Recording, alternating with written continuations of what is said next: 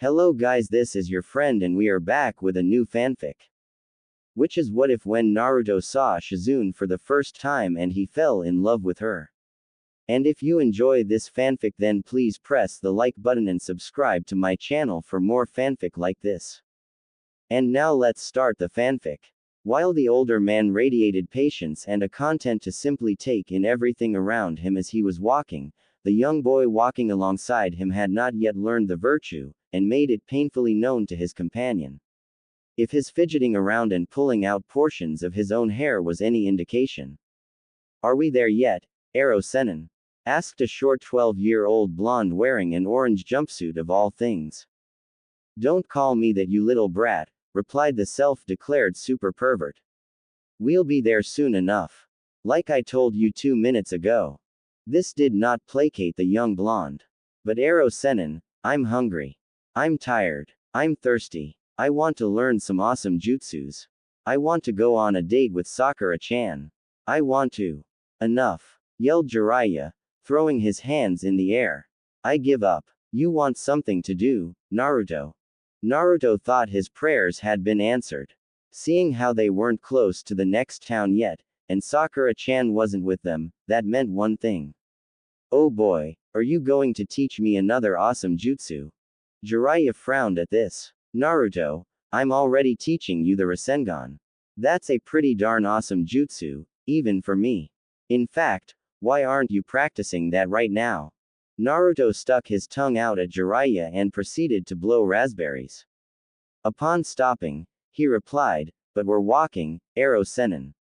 I can't concentrate hard enough to focus the Rasengan and walk at the same time." Jiraiya facepalmed. Literally. If the brat couldn't even do that much, what was he supposed to do? Believing himself to be out of options, Jiraiya checked every pocket he had. Stupid pocket were full of kunai and shuriken, along with a couple scrolls, but nothing that would shut up the eternal headache that was his traveling companion. Until he got to the back pocket of his pants, where the culmination of years of research was in written form. Jiraiya inwardly was chuckling to himself. "Oh man, I should let him read this, it'll shut him up good." "Okay brat. No, I'm not going to teach you a new jutsu." Naruto's entire posture dropped down at this. "But do not be dismayed. For I have in my possession a marvelous and timeless piece of literature. Behold." Jiraiya took out the first book of the famed Ika Ika series. Naruto was not impressed. "What the heck is that, Ero Sennin?" Jiraiya just grinned. "Read the first 2 chapters of this, brat. In fact, read them without once asking me if we're almost there yet. You do that, and I'll teach you a new jutsu, though it'll be after you learn the Rasengan, of course." "Got it." Jiraiya was praying this would work. Naruto was jumping and laughing in a field of flowers in his head. "Just read 2 chapters from a book. Cakewalk. Ero Sennin better teach me something awesome." "Okay Ero Sennin. You got it. But make sure that jutsu you teach me is really cool." Naruto said. "Okay kid, okay. But you gotta live up to the deal first. Here you go, and enjoy." He. Jiraiya said as he gave the book to Naruto. Naruto sighed. Books were so infinitely boring. But he would survive through this ordeal to learn a jutsu from the Ero Sennin. Flipping the book open, he began to read the first page. Jiraiya for all intents and purposes was enjoying the serenity that was nature without Naruto's nagging voice. He closed his eyes, and the only sound that he could hear was the clacking his sandals made after every step. Jiraiya lost himself in a daydream of Tsunade's ripe breasts, and that unforgettable day when he struck gold and saw them without any stupid barriers in all their glory in that public onsen in Konoha. Of course, she eventually found him and beat him to within an inch of his life, but that wasn't the point. He chuckled to himself remembering how she dragged Inoichi Yamanaka and demanded that he erase that image from his mind or face her wrath. Inoichi, in a perfectly rational desire to stay alive, complied with her demands, and escorted Jiraiya to the Anbu interrogation room. There, Jiraiya's quick thinking saved his oh-so-precious memory via bargaining. Jiraiya made a deal with Inoichi. Jiraiya would keep his memory, but Inoichi would also get to see what he saw. One mind-reading jutsu later, and the deal was sealed. Thank Kami that all men cannot resist the forbidden fruits that are Tsunade's breasts. Wait a second, it's still quiet. What? Jiraiya pulled himself out of the daydream as he realized it was still quiet. He looked down at Naruto, who was engrossed in the book. Jiraiya saw that Naruto was nearing the end of chapter 3, which was well above what the deal was. He, the kid's a natural pervert. I'm so proud. Oi Naruto. Naruto. Earth to Naruto. Naruto, I'm going to teach you AS class jutsu. Naruto stopped reading and looked up at that last part. Huh. Jiraiya was grinning like mad. Naruto, I said you only had to read up to chapter 2. I see that you're almost at 4. Like the book, Naruto started turning a shade of red. No, I didn't like it. It's just, well. Jiraiya turned on his time to act like a mentor switch. Naruto, there's nothing wrong with liking it. Heck, you're right at that age where you should be curious. And I hope you are, you little brat. I don't know what I would do if my student was bent. Naruto had no idea what the hell he just said. Huh, what's bent? Jiraiya realized his blunder. How to explain this without destroying any innocence the kid might still have. Jiraiya of course forgot to take into account the fact that by letting Naruto read that book much of said innocence had already gone, poof. Well it's, playing for the other team. Yeah, playing for the other team. Jiraiya sagely nodded. This made Naruto even more confused. Playing for the other team? Are we playing a game? Jiraiya decided that subtlety wasn't going to work on Naruto. So he told it like it is. It means you like guys the same way you like your Sakura-chan, you stupid brat. The shade of red on Naruto's face was almost instantly replaced by a pale white color. What the heck is that? No, I like Sakura-chan. Not Sasuke. Oh my god, I'm going to be sick, Naruto said, pretending to vomit. Jiraiya chuckled as he hit Naruto in the back, going along with the vomit gesture. Well, I wouldn't hold it against you if you did. But nonetheless, it brings me great joy that you are a fellow partaker in the pleasure that is the female body. You like Sakura, right? Naruto nodded vigorously. So what is it you like about her? Naruto didn't even have to think. She's Sakura-chan. Jiraiya waited, and waited, and waited. As they continued on for the next minute, he realized that that was it. What the heck? He likes her because she's who she is. Granted, that's about as pure and genuine a love as love can get, but Jiraiya had a feeling that that's not exactly what Naruto meant. So you like her because of her name? That's kinda, I don't know, lame. Jiraiya deadpanned. Naruto was flabbergasted. Ero Sennin did not just defile the sacred love that he had for Sakura-chan. I don't like her because of her name. Although her name is really pretty too. Naruto trailed off, and mused for a bit. Then he derived some moral fiber from somewhere, and continued on. Sakura-chan is really pretty. She's really nice, and cares about everyone. Naruto was pleased with himself, and looked at Jiraiya with a smirk, daring the older man to beat that. Jiraiya went into the classic, I'm thinking, pose, and replied, from what I've seen with you and your interactions with your team, Naruto, forgive me if that's not exactly the impression I got. Jiraiya looked down at Naruto, who was shooting questions from his eyes. Your Sakura-chan is really pretty. Sure, but kiddo, did you see the forehead on her? You could hang a billboard on that thing. Naruto was incensed, and about to blow a head gasket when Jiraiya continued on. Okay, that was a joke, sorry brat. I'm sure she's pretty. Beauty is in the eyes of the beholder and all that. But let's see. Jiraiya got a little serious. You think she's really nice? Whenever I see you talking to her, it ends with her punching your lights out. She cares about everyone. If the definition of everyone has changed in recent times to mean Uchiha Sasuke, then sure, she cares about everyone. Naruto was about to make a valiant rebuttal, when Jiraiya held a hand out to stop him, and proceeded to finish. Yeah kid, She's your first love. I know how that goes and whatnot. I'm sorry to be the one to break this to you, but she doesn't love you. I'm not sure if she even likes you. Naruto tore his gaze from Jiraiya, and looked at the ground, kicking a rock as he walked on. Truth be told, he knew where she stood. He always shrugged off her punches with a smile, and took each rejection as a sign that she would eventually notice him. Jiraiya sighed.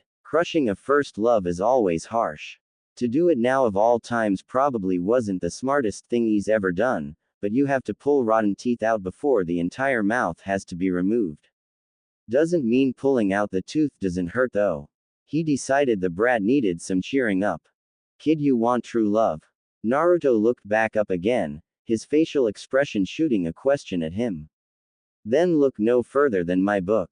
It will teach you all about true love, how to attain it, and all the joys of the female body. If you get to chapter 6, it'll even tell you all about the joys of lovemaking.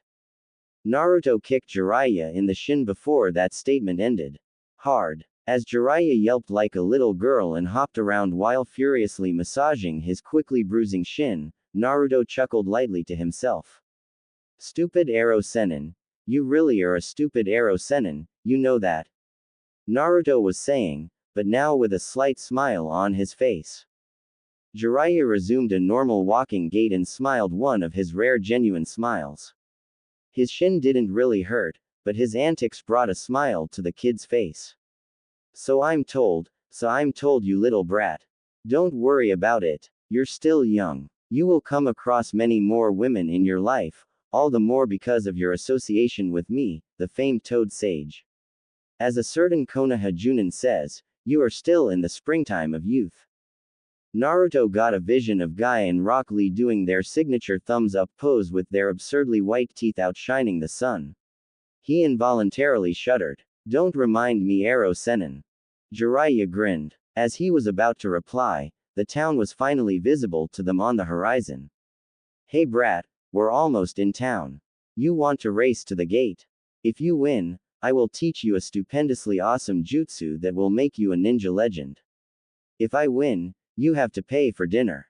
You up for it? Naruto's response was to sprint off towards the village, yelling back, I'll see you in town, Arrow Sennin. Don't keep me waiting too long, I don't want to be old like you.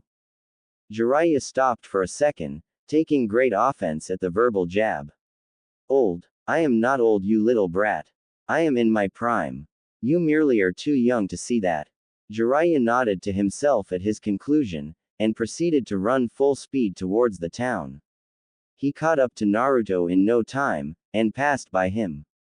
As much as I want to teach you that jutsu, I'm sorta broke, and need you to pay, so I have to win this race, Naruto. No hard feelings, okay? Naruto was in awe of how fast the old man could move. He could really move if given the proper motivation. Naruto decided to store this bit of information in his head as he slowed down to a jog. He wasn't going to catch up to Jiraiya. While jogging, he decided that, although he loved Sakura, she didn't love him, and that wasn't going to change anytime soon. He allowed himself to daydream about falling in love. Is it really possible for me to fall in love with someone who'll accept me for me? And for what I am? Naruto did some thinking, and came to a conclusion. Yeah, there has to be. Arrow Sennin said I'll meet many more women in my life, and at least one has to like me at some point. Satisfied with what he came up with, he put on his signature smile and came to a stop at the gate of the town, where a grinning Jiraiya was waiting for him. Where is she, Arrow Sennin? Naruto asked. You said she'd be in this town tonight. Jiraiya was pondering the same thing. Well, Tsunade wouldn't have traveled as fast as we were, and this is the only town for miles, so she either came here or is camping out somewhere, and knowing Tsunade, she needs sake every day if she's traveling, and she already would have drank all of the sake she packed on the first day, so she has to be here. Jiraiya concluded. Naruto blanched, and looked at Jiraiya. Wow, Arrow Sennin. That actually made sense. I guess you're not a stupid Arrow Sennin at least. Jiraiya sighed as he stopped looking around for Tsunade and looked at Naruto. Kid, Even in the way you refer to me, I'm an arrow senin. Sages are not stupid, you little brat. He ruffled Naruto's hair a bit before looking for Tsunade again. Naruto had already dispelled the 20 shadow clones he made to look for Tsunade. He had looked in every inn he could find, but to no avail. She wasn't even out in the streets. Then again, he was going off what Jiraiya told him to look for, which was for a really old blonde woman with the biggest, most perfect sets of breasts a man could ever want to touch. Jiraiya had checked all the bars but shockingly came up empty. He figured between him and Naruto that they checked every place she would have been. He noticed a lot of little kids running around even with the sun almost completely set, meaning this was a kid-friendly town, which meant the town probably didn't have casinos or any shady institutions. If Tsunade managed to find an underground gambling site, they weren't going to find her if they searched all night. Jiraiya was actually putting some real effort into finding Tsunade. He and Naruto had already spent 3 weeks on this goose chase. He had not kept up to date with his spy network, and the only plus he could see out of the entire trip was that Naruto had mastered 2 of the 3 steps to the Rasengan. But most importantly, he had not visited a brothel in 3 weeks. 3 weeks. Arrow Senin, Naruto said, pulling Jiraiya out of his thoughts. Since we can't find her, I think we should get a room or something before it gets completely dark out. Jiraiya could find no fault in that logic. I remember seeing a really good inn not too far from here while I was looking for Tsunade-san. Jiraiya raised an eyebrow at the last word Naruto said. Tsunade-san. What the heck? Since when do you respect people, you little brat? Naruto shifted his feet, and gave the reply, well, Tsunade-san's a Sannin, right? Jiraiya nodded. Orochimaru may have been the biggest jerk I've ever seen, but there was no doubting that he was crazy strong. You might be an arrow senin, but you're probably really strong too. Jiraiya looked very smug at this. It's not that hard to believe that she would be equally as strong as you guys. Jiraiya chuckled. Oh Naruto, you have no idea how strong Tsunade is. No idea at all. Yeah Naruto, she's plenty strong. But I'm a little miffed at how she gets so much respect from you and I get nothing. Tsunade gambles, has a drinking problem, anger management issues, is physically violent, is under a genjutsu to hide how she really looks, and won't allow herself to be found by us. Jiraiya basically yelled at the end of his rant. Naruto chuckled. Arrow Senin, I insert stomach growling noise here. Jiraiya laughed uproariously. Hungry huh? You little brat.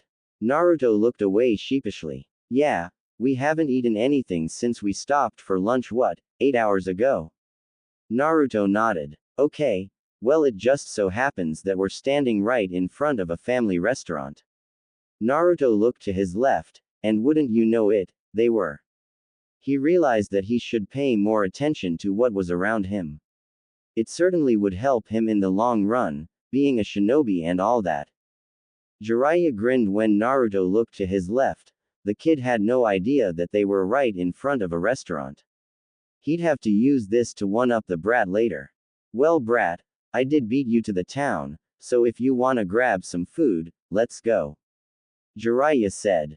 Naruto only shook his head as he walked into the restaurant, with a still grinning Jiraiya right behind him. Okay brat, go get us a tabl Tsunade. Jiraiya exclaimed, pointing his finger at a table occupied by a woman. The blonde woman at the table perked up at hearing her name, and when she saw who it was, she couldn't suppress her shock. Jiraiya, what are you doing here? Naruto was flabbergasted. That was Tsunade. He thought all the Sannin were 50 years old. That blonde lady looked like she was still in her 20s, for crying out loud. How is she a Sannin? Naruto decided to voice his thoughts. Arrow Senin, aren't the Sannin supposed to be 50 years old? Jiraiya looked at Naruto, a little confused. Yeah, so. Naruto then replied, well that lady over there doesn't look 50. Jiraiya laughed at this, and gave Naruto a mild noogie. I said she was under a genjutsu to hide her real appearance, remember? Naruto did a mental facepalm. Oh yeah, Jiraiya put his hand on Naruto's back. Come on kid, let's go over to Tsunade's table. Maybe you'll luck out and she'll pay dinner for us. Naruto snorted. Yeah right. If she's anything like you, she'll make me pay for her too. Jiraiya and Naruto sat down across from Tsunade. A waiter quickly came by, gave the two a glass of water, and asked if they were ready to order. Jiraiya began to skim through the menu as Naruto asked what ramen flavors they had. The waiter looked contrite as he replied, I'm sorry, but we do not have ramen on our menu. Naruto was in shock. Full-fledged shock. What kind of restaurant doesn't serve ramen? This broke the second of his three absolute laws of the universe, that all restaurants serve at least one flavor of ramen. Then again, his first law was that he would love Sakura-chan until the end of his days. He believed that the first law would be broken someday too. So basically in one day, his entire universe was turning inside out. Oh Kami. Naruto groaned. You don't serve ramen here. What am I supposed to eat? Huh. The waiter looked slightly miffed. I am sorry that we don't serve ramen here, but please do take a look at our menu. There are several dishes that I am sure you will find to your liking. Naruto didn't think so, but he looked at the menu anyways. Sure enough, nothing jumped out at him.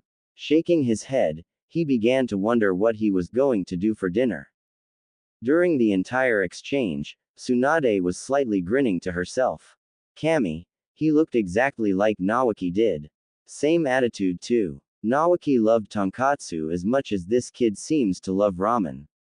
Maybe. Tsunade intervened on the waiter's behalf. Waiter, one order of tonkatsu for the brat here. The waiter nodded, and Naruto just about exploded. What? You can't order for me. I have to pay for my own meal. I'm going to get what I want. Waiter-san, 5 bowls of miso ramen please. The waiter by now was getting exasperated. Once again, we don't serve ramen here.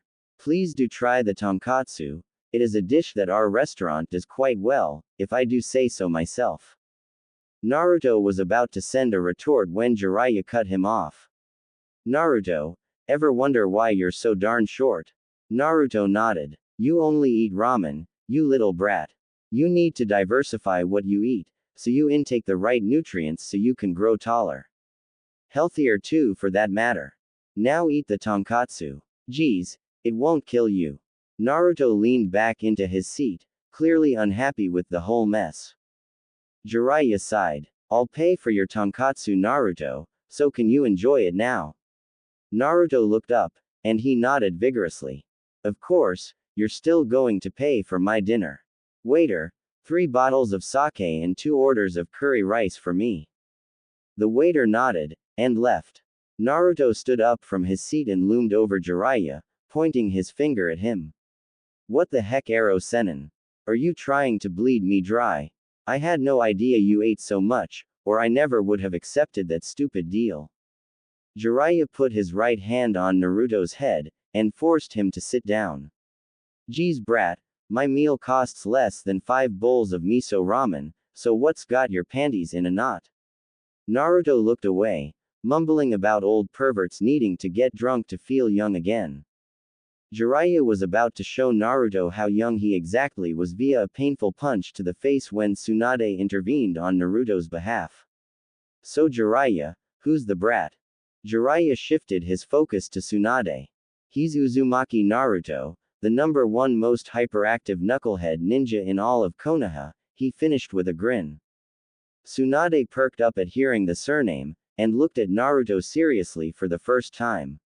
Uzumaki. So he's. Jiraiya put up a hand to stop her. Yep, he's that. Tsunade shook her head and took another shot of sake. That was only her second one, so she still had a ways to go yet before she'd start yelling and throwing chairs around. Besides, this time, Jiraiya was here, so the damage she could do would be limited. Grinning at this knowledge, she immediately took her third shot of sake. Jiraiya noticing this, immediately said, I'm not paying for the damages. Tsunade smirked. You wuss. She took her fourth shot of sake. So what brings you to the outskirts of Konoha? Jiraiya decided it was time to be serious. You know that Orochimaru led an attack on Konoha and killed Sarutobi-sensei. Tsunade looked away, pouring herself a fifth shot, but not drinking it right away. Yeah, I heard. She noticed Naruto looking down dejectedly, with the hint of tears in his eyes. Jiraiya was about to reply when the waiter arrived. Here is your sake, sir. The waiter put 3 bottles of sake on their table, and gave Jiraiya a shot glass. Your meal will arrive shortly. The waiter left to take the orders from another table. Jiraiya poured himself a shot of sake, and drank it, reveling in the pleasure that was alcohol. Ah, good stuff. He poured himself another shot. Picking it up, he turned to Tsunade. The village needs a new Hokage, Tsunade. The council has determined that it will be you. They sent Naruto and me to bring you back to Konoha so you can begin your reign of terror as the Godime Hokage. Tsunade finished her 6th shot of sake and stared at Jiraiya impassively. Naruto did not take this news impassively. She's the next Hokage. I thought we came to get her so she can fix Kakashi-sensei and Sasuke. What the heck, Ero Sennin? Didn't you say she gambles a lot? And look at her, she's already on her 7th shot of sake, so she obviously has drinking issues. And, no thanks. I decline, Tsunade said. And, Naruto finished lamely. Jiraiya chuckled. Those words sound familiar. I recall you using them when I asked you out all those years ago. Tsunade smirked. Naruto blanched. Why don't you want to be Hokage? He asked. For the love of Kami-sama, he couldn't fathom why anyone would turn down the opportunity to be Hokage. Hell, he'd wear the hat right now if the council gave it to him. Tsunade shrugged. She was already slowing down. 8 shots and I'm already like this. Oh, this night is going to suck. I have no love for that village. Naruto's shock at why someone would refuse to be Hokage was quickly dissipating into righteous anger. How can you not love your village? Ero Sennin told me that you were the granddaughter of the first Hokage. It's basically your village. How can you hate it? How can you not want to be Hokage? If they asked me to do it, I'd say yes in a heartbeat and be the Hokage right away. Naruto all but shouted the last few words. Tsunade blocked him out as best she could, but she couldn't block out the words he was shouting at the end. Be the Hokage right away. Oh Kami-sama. Tsunade gave her full attention to Naruto. So brat, you want to be Hokage or something? Naruto nodded and gave Tsunade his trademark smile. Yep, I'm going to be the greatest Hokage that ever lived. Tsunade flinched and physically moved back into her chair. She had heard those exact words from the 2 most important males in her life. To see someone who looks so much like Naoki say those words to her again was something she did not want. It brought back the worst memories of her life. The memories of their deaths. In Naoki's case, his bloodied body brought back to the morgue, barely recognizable. In Dan's case, her failing to save his life, even with all of her supposedly legendary medical jutsu. The memory of his blood on her hands was something she could never forget. The table had fallen into an uncomfortable silence at the end of Naruto's declaration. Tsunade was idly drinking shots when she was in the mood. Jiraiya was doing much of the same thing except he was additionally scoping out the restaurant for attractive women. Naruto was lost in his own thoughts. The waiter came back with the food to break the table out of its reverie. Here you are, sir, he said as he handed Jiraiya his curry rice. And here you are, he said as he handed Naruto his plate of tonkatsu. Jiraiya grinned over at Naruto. Well kid, thanks for the meal, as he greedily dug into his plate. Naruto tried a piece of his tonkatsu, and realized the thing tasted great. Not quite miso ramen level, but it might beat out shrimp ramen. He came to the conclusion that this tonkatsu was quite edible and delicious, and proceeded to tear through his meal at a lightning pace. Tsunade chuckled when she saw Naruto's reaction to the tonkatsu. So brat, taste any good? Naruto was stuffing his mouth with tonkatsu pieces, and consequently couldn't give a verbal reply. So he just nodded as he proceeded to choke himself to death with tonkatsu. Naruto wolfing down tonkatsu reminded Tsunade of when Nawaki used to do the same thing. She loved her little brother dearly, and the memory brought a faint smile to her lips. Drinking does help recalling the good old days, after all. After about 5 minutes, Naruto was done with his dinner. He leaned back, very satisfied with the meal.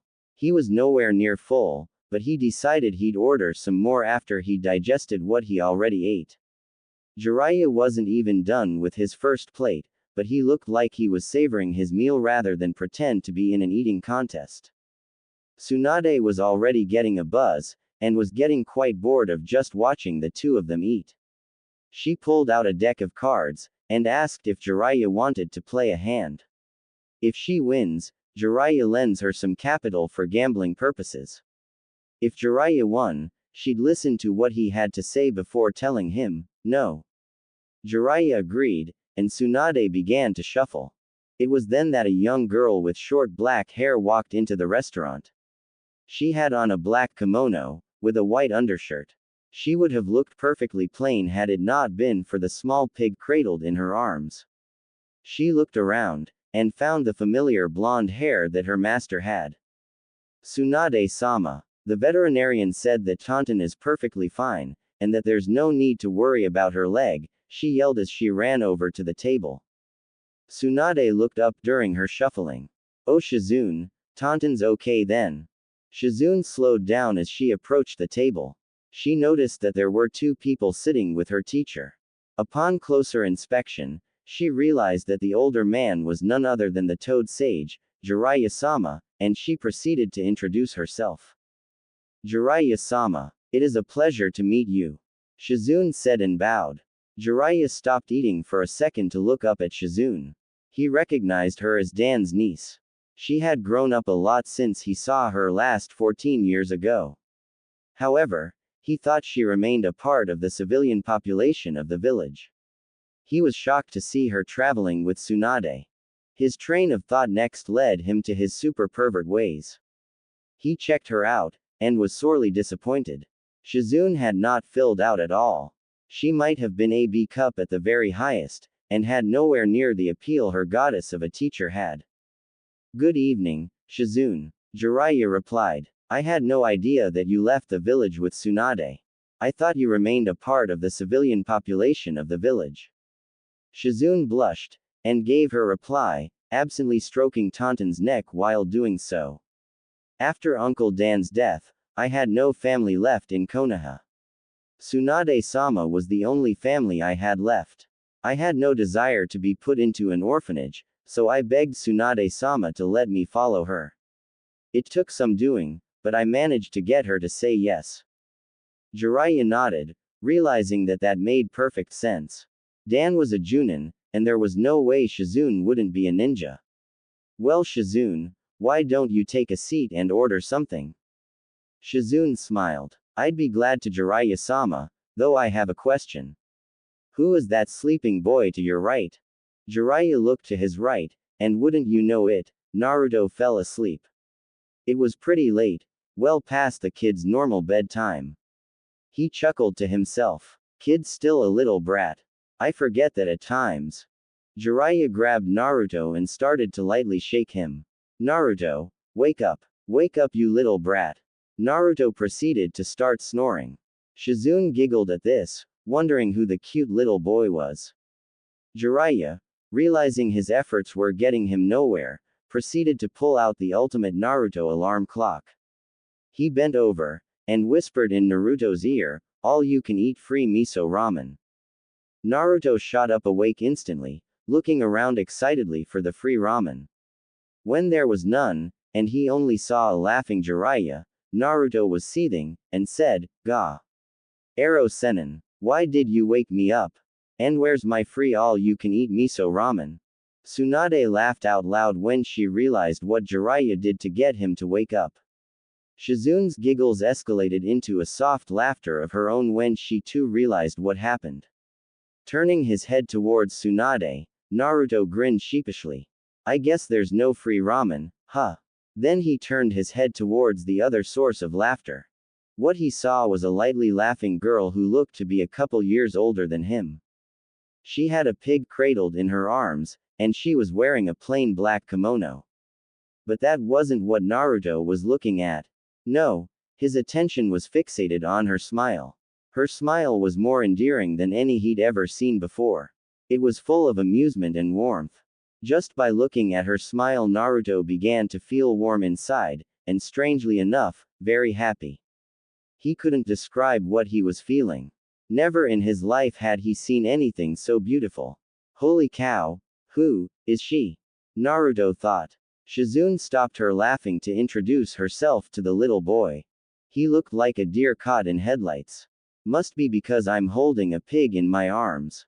Shizune mused. She kept her smile up and introduced herself to the little blonde. Hello there. My name's Shizune, and this little piglet here is Tauntaun.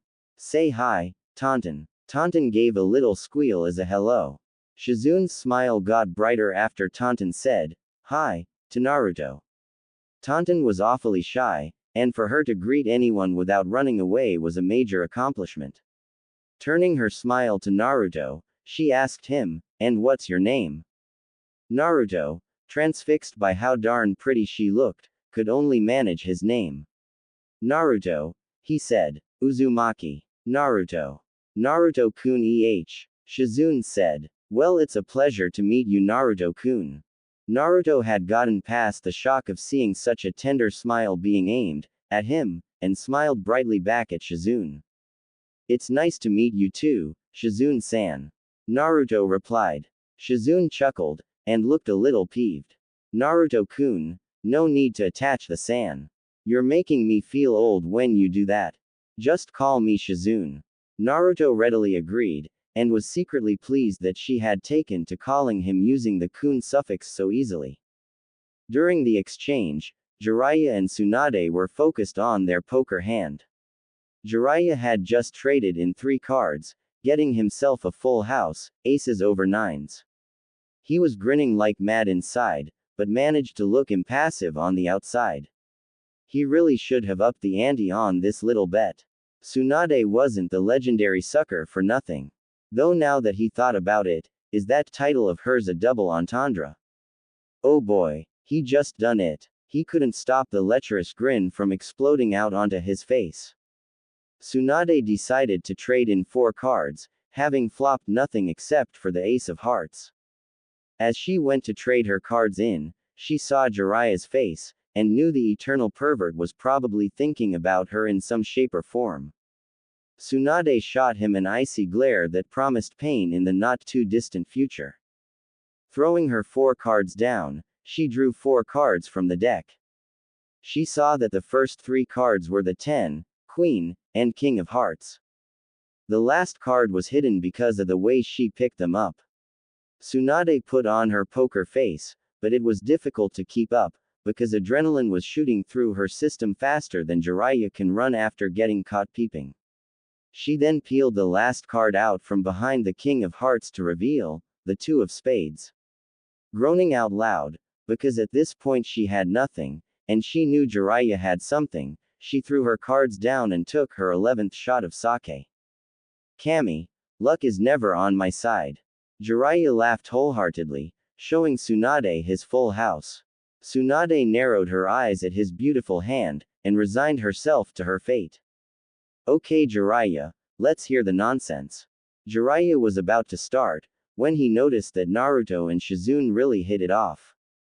They were talking to each other so naturally you'd think the little brat never had any insecurities. Being serious for a moment, as he knew that the conversation between their apprentices could go a long way in developing Naruto's social skills and confidence, Jiraiya motioned the waiter to bring him 2 more bottles of sake. Tsunade at some point went through his second bottle, bring her shot count up to 19. Yo Tsunade, what the council wanted me to tell you will actually take quite a while. Jiraiya said, making Tsunade groan in disgust. She decided she needed to be half sober for this, so she went through a quick set of hand signs, and performed a medical jutsu on her abdomen. When Jiraiya asked her a question through a raised eyebrow, she told him, I think I only want to hear this once, so I purged my system of some of the alcohol. She grinned. If it weren't for this jutsu, I'd have died of alcohol poisoning so long ago. Ha! Tsunade finished inordinately proud of herself. Jiraiya only shook his head at his former teammate as he got up and sat down at a table a couple tables away from Naruto and Shizune. The two didn't even notice Jiraiya leaving, they were too engrossed in their own conversation. When Tsunade raised her eyebrow, Jiraiya just motioned for her to sit down at his table. When she did, he whispered to her, some of this information is sensitive. It involves Naruto to an extent. Shizune, who I assume is a leaf ninja, Tsunade nodded, isn't a Junin, so she isn't allowed to hear A-rank secrets. Right on cue, the sake arrived, and Tsunade took her 20th shot of the night. Ah, feels only like shot number 3. Jiraiya could only chuckle as he began to tell the message that the council wanted him to give to Tsunade. In the back of his mind, he hoped that Shizune would help Naruto break out of his shell. Wow, Naruto-kun. To have to fight against an A-rank Nukenin from Kurigakure on your first C mission is very impressive. Shizune said. It speaks volumes of how skilled your team is that none of you died in the mission. She was impressed. It was ridiculous for them to continue on after meeting the Demon Brothers, which made the mission at least a B rank right there. To have to fight Zabuza and his protege not too soon after made it a borderline A rank mission, which not even a team of seasoned Chunin are sent on. She frowned at Kakashi's judgment, who put his team in a situation that could have 9 times out of 10 would have killed at least one of them. Naruto smiled at the compliment. Very rarely did someone pay so much attention to him. He could count the number of people on one hand. Iruka, Old Man Hokage, and the Ichiraku father and daughter combo. Out of those 4, Ayame was the only girl, and she was always busy making his ramen when he came by for a meal, so she really didn't get to talk to him as much as the other 3. In that sense, Shizune was the first girl to really sit down and listen to him, and she even seemed to enjoy it. Naruto couldn't remember a happier time in his life than what he was feeling right now. Shizune-chan, Naruto began. He called her this by mistake earlier on, and Shizune didn't take offense. If anything, she seemed to blush a little, and Naruto took that as an okay to call her that way. How come you're traveling with Tsunade-san? An innocent enough question. But to answer the question, she had to remember the worst memory of her life, when the last family member she had fell in combat. Shizune faltered, but put on a grin nonetheless. She noticed that Naruto was very hesitant to ask her anything in the beginning of their conversation.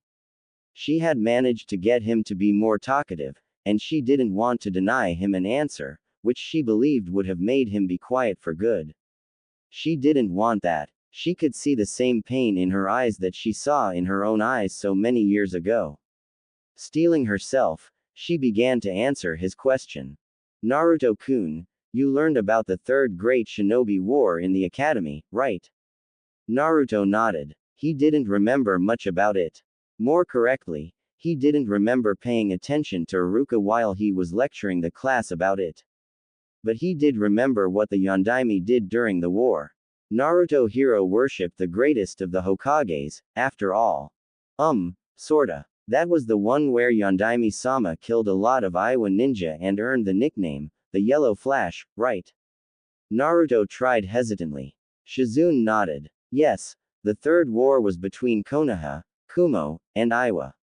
At the time, it wasn't uncommon for tens of ninja to die daily. Naruto blanched. Outside of the invasion, Naruto didn't know anyone who died on a mission for Konoha. Shizune chuckled, though there was no mirth behind it. Yes, hard to believe, isn't it? Naruto nodded. Shizune sighed, took a deep breath and continued on. She wasn't looking at him now, she seemed to be lost in her own thoughts. My uncle Dan was a Junin for Konoha during the war. Naruto stilled. The word didn't imply anything good. My parents were killed in a Kumo ambush, and I would have been just another child added to the growing responsibility of the orphanage had Uncle Dan not taken me in. Shizune then did the oddest thing. She smiled. The time I had with Uncle Dan were some of the happiest of my life. I knew he was a Junin. I knew what that meant. I knew that he killed enemy ninja to protect our village, and that he saw friends and comrades dying around him every day. Shizune then looked right into Naruto's eyes. But you know what, Naruto-kun? He never brought that back home. He told me how he had lost his sister to an illness before I was born. He told me he was over it, but no one ever really is, and I knew that each time he came back to the village after a mission, he went to her grave first before coming home. Shizune took a deep breath, leaned back into her chair ever so slightly, and continued on. But none of that was important to me. I didn't know it then, but I know now that he was trying to do for me what he couldn't do for his sister. All I knew at the time was that he was the only one who cared for me, and loved me. And he always came back. Did you know that Naruto? Naruto shook his head, but she wasn't looking at him. She seemed to get angry, ever so slightly.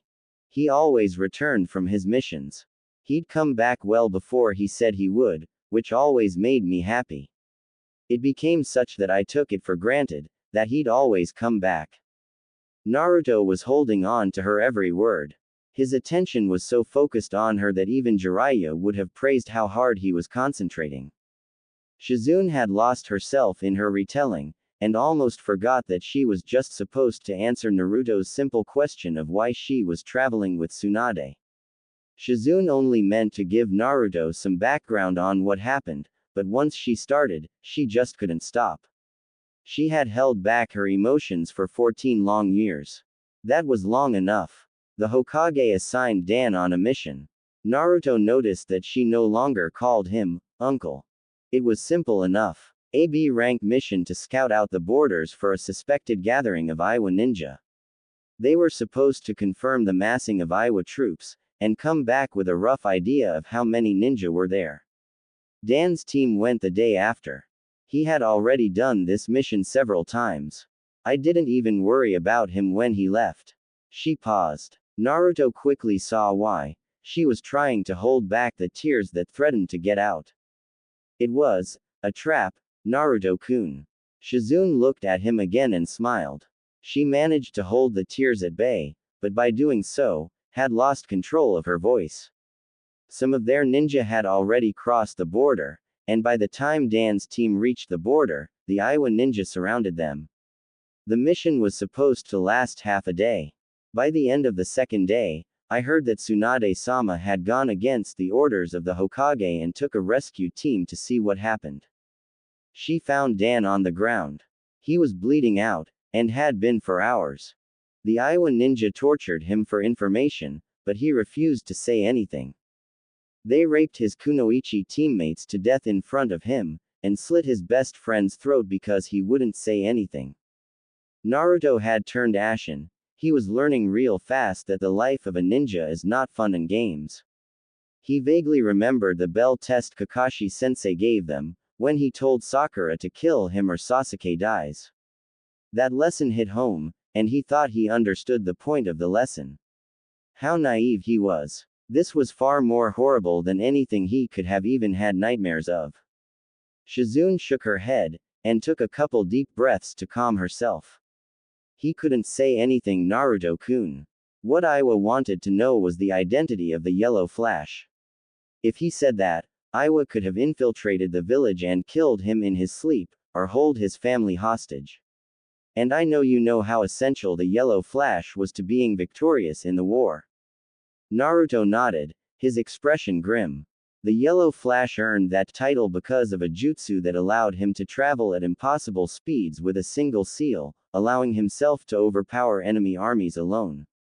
He had no idea that 4 people gave their lives to protect the Flash's identity, quite possibly saving his life and the lives of his family members. Heck, you could throw all the people of Konoha in there as well. The war would not have been won with the Yellow Flash. Now Naruto, Shizune said. Naruto looked at her after completing his train of thought. What I just told you I have not told another soul. I ask that you please keep this a secret between us, is that okay? Naruto vehemently nodded. Shizune had quite possibly told him her innermost secret, and he'd sooner denounce Ramen than betray Shizune after that. The thing is, Naruto. Ninja get ambushed all the time. I told you my own parents were killed because of one. I don't know if they were tortured for information or not, but realistically, they were. Shizune said. Naruto nodded, but had no idea where she was going with this. In that case, Dan's death shouldn't have made me leave the village for 14 years and not once want to return, right? Naruto got the answer to his question, though he had already surmised as much. She left because the only person in Konoha who cared for her had been killed, and she had nothing left in the village anymore. This didn't answer why she left with Tsunade-san of all people, though. As Naruto was about to ask Shizune why she left with Tsunade, Shizune cut him off. Good Naruto. You're probably asking why I left with Tsunade-sama then, right? Naruto nodded, slightly impressed with her mind-reading ability. Did she have Yamanaka blood? Shizune laughed, and Naruto flinched. This laugh did not give him the feeling of warmth that he got when he first met her. No, this laugh was mirthless, with a level of underlying fury that Naruto couldn't understand. Days before Dan died, the Yellow Flash and Jiraiya-sama went to the Hokage and said there was a breach of security. That their information network regarding Iwa was compromised. Heavily classified information was being leaked to the enemy, meaning someone of high rank in Konoha was the traitor. Jiraiya-sama didn't know who the leak was. He only knew that it existed. He recommended that all missions regarding Iwa be put on hold until either the leak was found or they received new information from a new source. The thing is that the Hokage knew that by holding missions back against Iwa, he would let Iwa get closer and closer to Konoha. And there was no telling how long it would take Jiraiya-sama to earth out the leak. Finding a new source of information on an enemy nation is hard enough, let alone having to find one that's reliable. Given an impossible situation, the Hokage did something that I will never forgive him for. Naruto's eyes widened. He waited for her to continue, but Shizune was shaking. She wasn't scared or sad or anything like that. No, she was shaking because she was having trouble containing her fury. Shizune-chan, Naruto said. Shizune looked at Naruto and calmed down for a second. Then Naruto asked her what the old man did, which brought back her shaking with renewed vigor. The Hokage decided to send a team out to the Iwa border, to give off the illusion that we were still ignorant of their plans, in an attempt to lure the spy out. Naruto closed his eyes. He knew what that meant. The plan worked, Naruto-kun. It worked. The Iwa spy, extremely relieved that he hadn't been found out about yet, proceeded to do his normal duties. But by that time, Jiraiya-sama had narrowed down the number of potential leaks to 10. 8 Anbu, the Yellow Flash, and Jiraiya-sama each followed one of the potential leaks around. The one Jiraiya-sama followed happened to be the leak, and he was dealt with accordingly. A major victory for the village. Shizune spat out. Naruto realized what the old man had done to Shizune. He had sent her uncle on a true suicide mission. He sent them knowing of the dangers they were going to face. He sent her uncle on a mission knowing that he wouldn't come back alive. The 4 deaths probably saved more lives in the long run, but how can you explain that to the survivors of the dead? Shizune was nearing the end of her answer. Well, there you have it, Naruto-kun. I'm sorry I dragged the answer out so long. I didn't mean to, but once I started to talk about it, I couldn't stop. I'm sorry for telling you all that. Shizune couldn't stop one tear from falling. Naruto saw the tear fall. It's okay, Shizune-chan. He put on his trademark smile, which got a small grin from her. I'm actually really touched that you told me all that. It means you really trust me and stuff, right? Shizune chuckled, and nodded. How had this little boy wormed into her heart so quickly? She found it easier to talk to him than anybody she had met before, even Tsunade-sama. It had to be the combination attack of his smile and his eyes. The cheeky smile that he wears to mask what he really feels. Who did he think he was fooling? And his eyes, if you look into them long enough, you see all the pain that he's endured in his life thus far, an amount far too great for someone his age. But it's because of that he's so empathetic, and can understand your pain on a level no one else can. There's just one more thing, Shizune-chan. Naruto began to ask. Shizune turned to face him and looked at him funny, her facial expression asking him a question. If you don't mind, Shizune-chan, I didn't really understand why Tsunade-san was the one you left with. I can understand why you would want to leave, but I don't see why she wanted to. I remember her saying earlier that she didn't love the village at all. Why is that? If possible, Shizune's facial expression showed even more pain than she did during the entire retelling of her uncle's death. She took a deep breath, closed her eyes, and said in barely above a whisper words that Naruto would never forget. Oh, that, Naruto-kun. That's simple. She loved him. She was his fiancé. Well, here I am with chapter 4. Sorry that I took so long in updating. Intended to update on Friday before I went off for an Independence Day mini vacation, but I proofread through it, and it was so choppy that I decided not to. Not that it isn't still, but in my opinion it's more fluid than what it was. This chapter is longer than the first 3 chapters combined, so I hope you forgive me. For those who read the latest Naruto chapter, chapter 454, anyone else think the Mizukage is a babe? I seriously considered writing a FF where Naruto gets exiled, goes to Kiri, becomes a Kiri nin, becomes completely infatuated with the cage, etc. Her hair is hot. I was very pleased to have received so much positive feedback. If you care enough, I'll put up when I expect to have the next chapter uploaded by on my profile from here on. There will be yet more sexual jokes, and some profanity. If you are a teenage reader, and feel that this should be bumped to a mature reading, please don't hesitate to tell me through a private message or a review.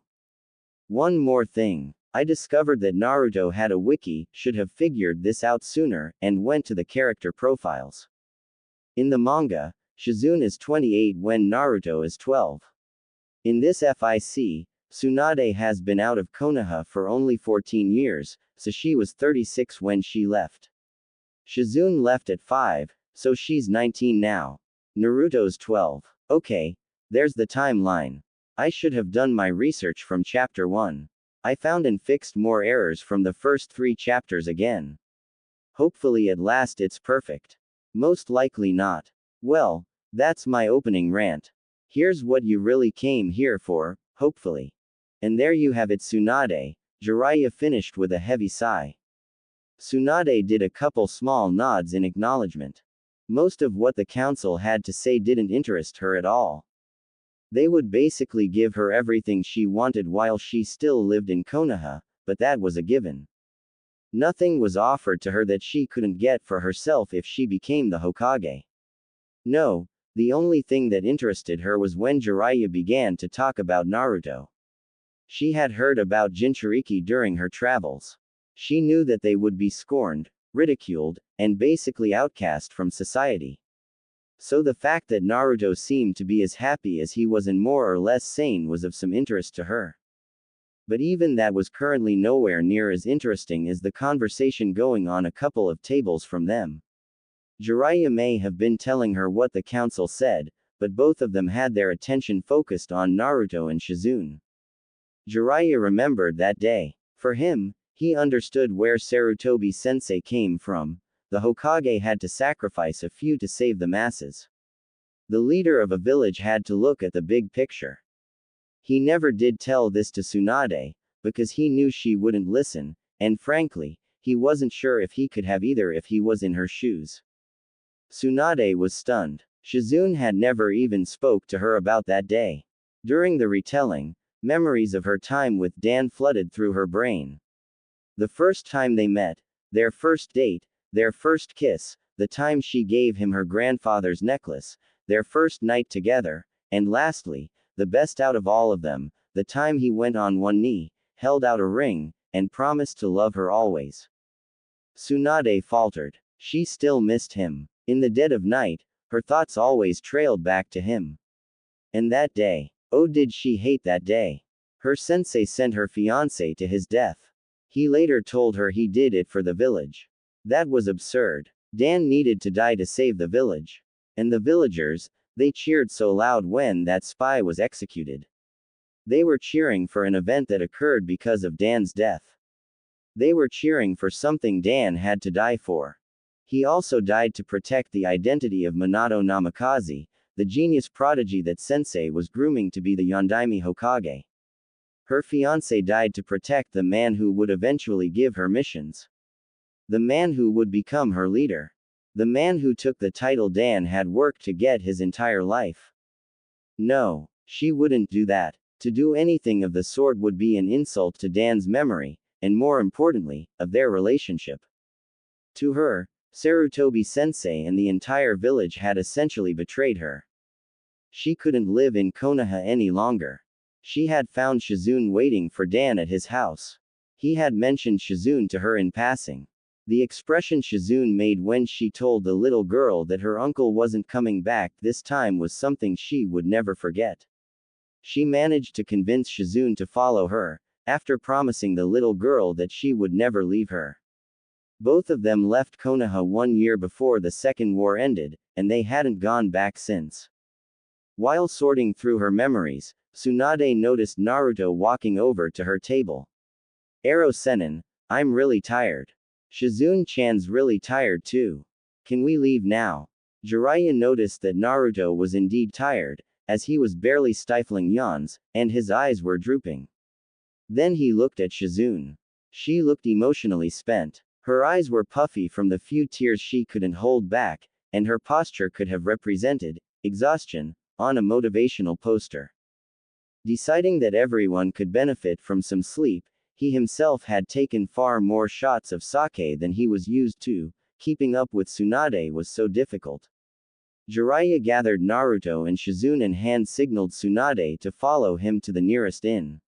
Sadly enough, Tsunade was more sober than Jiraiya at the moment due to the jutsu that she developed, which she told earlier she had affectionately dubbed, 20 shots of sake can't get me drunk, jutsu. The group of 4 entered the inn. Jiraiya asked for 2 rooms, and the innkeeper summoned 2 keys from what seemed to be thin air. Was he a seal master? The foursome walked to their room silently, each having their own reasons for staying quiet. When they got to the rooms, Jiraiya posed them all a question. I wonder, he began. Who should I room with? Naruto looked a question at Jiraiya, completely confused at what Jiraiya was saying and way too tired to give a damn. Tsunade however noticed where Jiraiya aimed to go with his train of thought. She closed her eyes and began to draw chakra to her fist. Jiraiya promptly answered Naruto. No offense Naruto, but I've been rooming with you for the past month or so. It's getting a little old, right? Naruto nodded, not necessarily in agreement. He just wanted the conversation over and his body parallel to the floor, supported by a bed. Jiraiya continued on, pleased with Naruto's answer. Then that leaves us no choice. Shizune, you room with Naruto. I shall room with Tsunade Hime. Jiraiya was grinning at the sheer brilliance of his plan. It was perfectly rational that a man would want to change roommates after rooming with the same one for over a month. It was also perfectly rational that a man should room with a woman. It was also rational that he would perform research on the body of the earthly goddess, Tsunade, and through his writing, share the results of his research with all the men in the world. With that said, a man's ability to think rationally goes flying out the window after taking over 10 shots of sake. Tsunade let him know how she felt about his proposition through a chakra-powered fist that sent the super pervert 30 feet down the hallway. In the after swing, she caught one of the 2 keys that Jiraiya dropped. All this with her eyes closed. Shizune! Tsunade yelled. Shizune got out of her reverie. Hi, Tsunade-sama. Tsunade opened the door to their room. Get in here. Tsunade entered the room, and Shizune followed. Naruto had dozed off during the exchange, and opened his eyes only after he heard a thud from pretty far away. He saw Jiraiya sprawled on the floor, and didn't see Tsunade or Shizune. Having no idea what the heck just happened, he walked over to Jiraiya. When he got there, Naruto realized Jiraiya had taken a beating. His entire face was bruising rapidly, and his body seemed to be twitching. Naruto, however, was a little confused after giving Jiraiya's face a second look. Why the heck was Ero Sennin smiling? Hearing a low murmur from Jiraiya, Naruto bent down, and heard, perfection, round and firm, succulent. Naruto had heard enough. He more or less had an idea of what happened. Stupid Ero Sennin probably tried to take a peek at Tsunade-san's breasts, and partly succeed, upon which Tsunade beat the hell out of him. Baka Ero Sennin, muttered Naruto. He took the room key that Jiraiya had managed to hold on to, went into the room, found the bed, collapsed on it, and went to sleep without changing. What a day! It was the dead of night. Shizune had been sleeping for a couple hours, and she would undoubtedly need many more after what happened. Tsunade's thoughts of Dan were much more vivid tonight. Try as she might, she couldn't get him out of her thoughts to think about other things, let alone sleep. She didn't bring any sake from the restaurant, so she couldn't drink herself to sleep tonight as well. When the memory of his proposal came up again, she couldn't stop a few tears from shedding. She was glad that her love for him was this strong after all these years, but that only meant it hurt that much more. There was nothing she could do to have him back in her life. Wait a minute. Her thoughts then went to her meeting with Orochimaru earlier in the day. Flashback. Tsunade and Shizune were walking by a castle when the sun went out. Tsunade turned her head towards the sun to see what was impeding the sunlight. Her eyes flared in surprise. It was the last person she had expected to meet. Orochimaru. Orochimaru and some goofy-looking kid wearing glasses with a gray ponytail jumped down from the castle. They landed about 5 feet from them. Orochimaru looked at Tsunade and smiled. Tsunade narrowed her eyes in response. That smile of his meant nothing good. The glasses kid just stood behind to the right of Orochimaru, and Shizune looked at Orochimaru's arms, wondering what on earth could have done that. The silence lasted for another minute before Orochimaru broke it. Tsunade, it has been so long. You haven't aged a day, I see. Perhaps you have succeeded where I am still trying and developed an immortality jutsu. If so, you must tell me all about it, Orochimaru finished, turning his smile into a knowing smirk. Tsunade chuckled as she slowly blinked and turned her face away from his. When she opened her eyes, she was staring at a lone cloud lazying by through the sky. Smiling, Tsunade decided that she wanted to be a little lazy today, and indulge herself with some gambling and sake. It had been over a day. Orochimaru, just get to it. I don't want to be here, you don't want to be here, so why don't you just say what you have to say so we all don't have to be here? Orochimaru agreed. There were other things that needed his attention at the moment as well. Tsunade. I paid Sarutobi-sensei a little visit not too long ago. Tsunade opened her eyes a little bit in surprise. Orochimaru then broke out into the most genuine smile he had in him. Let us just say that I am still here, ku. Tsunade understood the implication. Orochimaru had killed Sarutobi-sensei. My victory was not without injury, Tsunade, Orochimaru continued on. Sarutobi-sensei invoked Shiki Fujin, in a desperate attempt to kill me. He however could not finish the task, and sealed only my arms. I need my arms fixed, Tsunade. She widened her eyes at the mention of the Reaper Death Seal, but mentally snorted when he asked her to heal him. For someone reputed to be a genius, he really didn't understand the emotional bonds people create between each other. Or maybe it was that he couldn't. After all, if he could, would he have done what he did? She thought of the raining night when she had moved heaven and earth to get to Nawaki as fast as she could upon hearing that he had been severely injured in a mission. When she arrived at where he was being treated, her teammates were waiting for her at the entrance. Jiraiya's face turned ashen when he saw her, triggering her to break out into a cold sweat. Jiraiya told her that he had died, and held her as she cried her heart out. Certainly one of Jiraiya's better moments.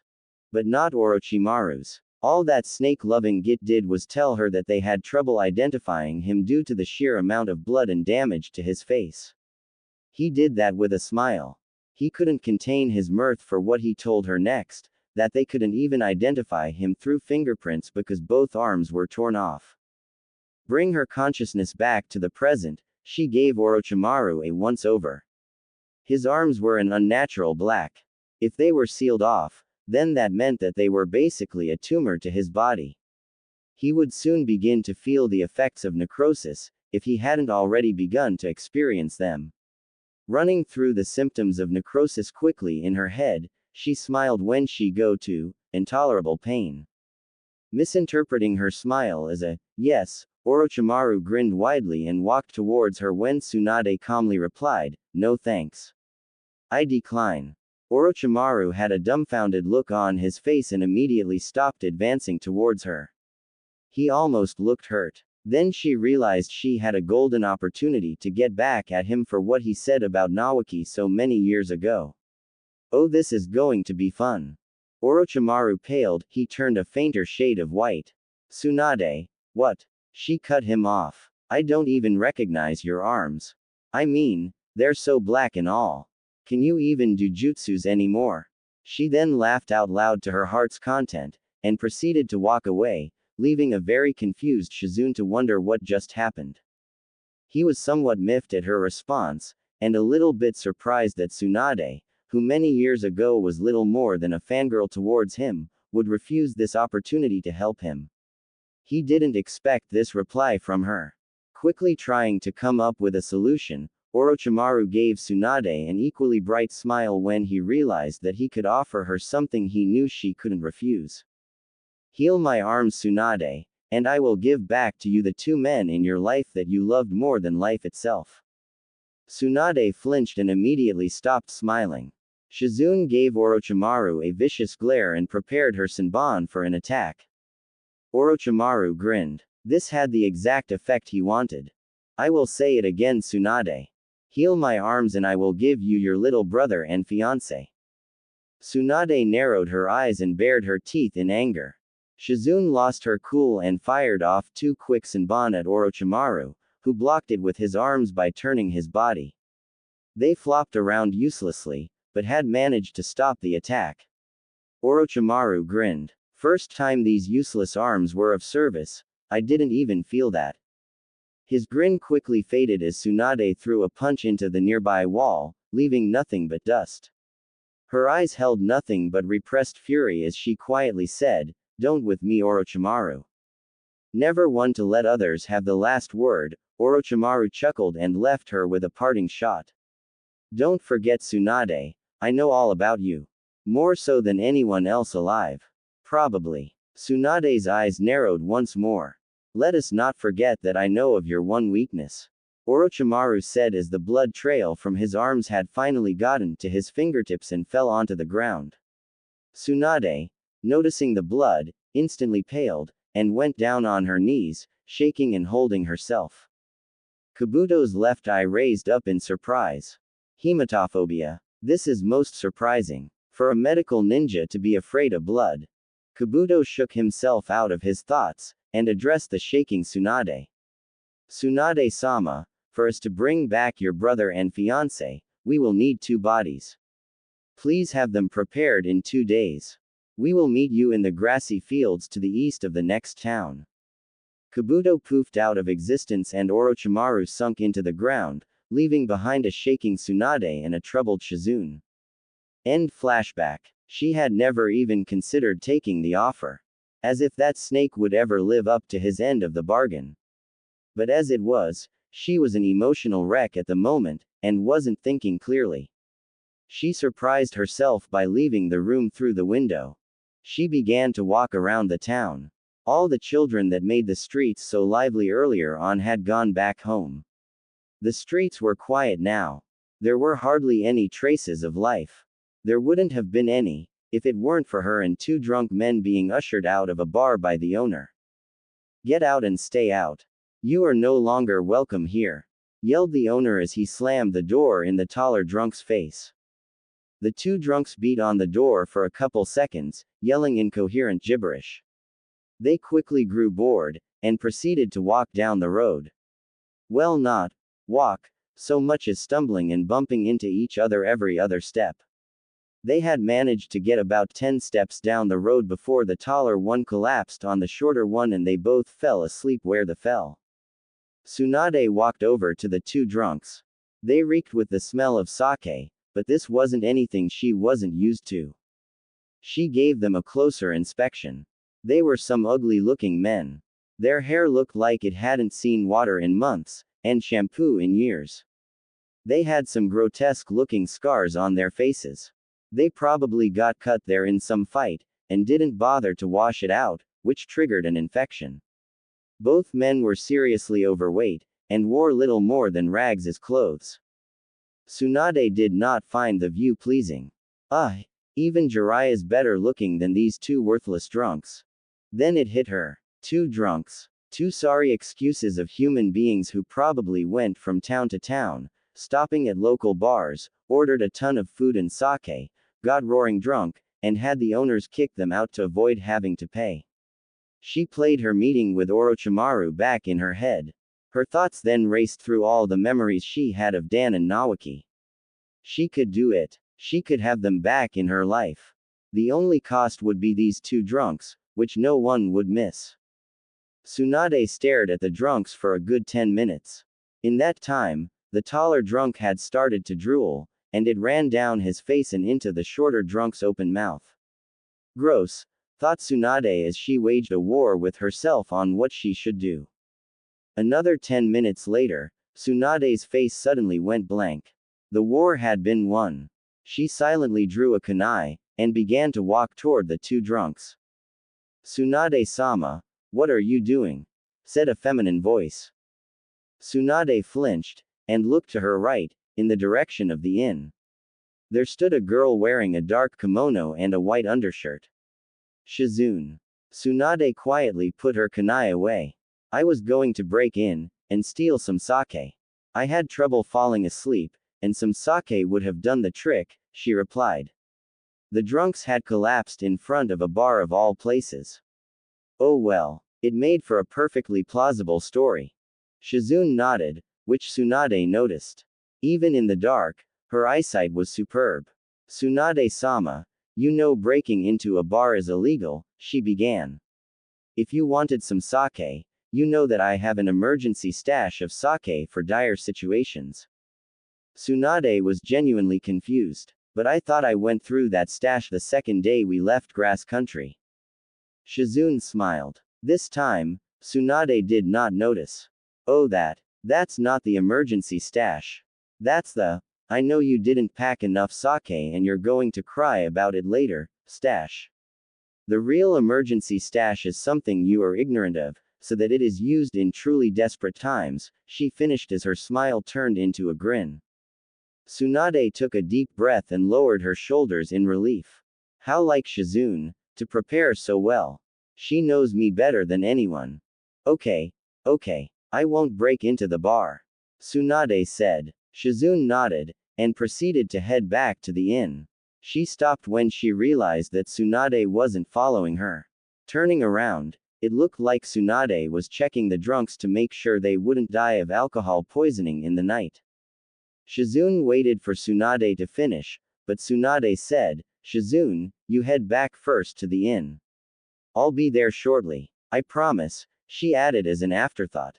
Shizune stood still for a couple of seconds, before slowly making her way to the inn. She wasn't even on her 5th step when she quietly said, they won't come back. Whatever he does, it won't be them. She then began to walk back to the inn without looking back. Tsunade closed her eyes. She had just finished her ethanol cleansing jutsu on the shorter drunk, so the two idiots should be perfectly normal by daylight. Whether they'd be happy about that, who knows? She got up and tried to go back to the inn. She tried, in the sense that she got up and faced the inn, but she did not take a single step towards it. She stood completely still for a couple seconds before turning her head at the two drunks again, giving them a really hard look. The sunlight peeked through the windows and landed on Naruto's face. Going to sleep a little later didn't seem to do him much damage. He woke up feeling every bit as energetic as he normally did. If there was anything he was proud of, it was his stamina. He looked around for Jiraiya, but couldn't find him. When he looked around in the room, he realized that he had left Jiraiya outside in the hallway. Oops. He washed his face, brushed his teeth, made himself look presentable, and left the room. To his surprise, Jiraiya wasn't where Naruto had left him last night. He then went down to the entrance of the inn, where Jiraiya was waiting for him at a table. Naruto walked over to him, and to his utter delight, Jiraiya had a warm bowl of miso ramen.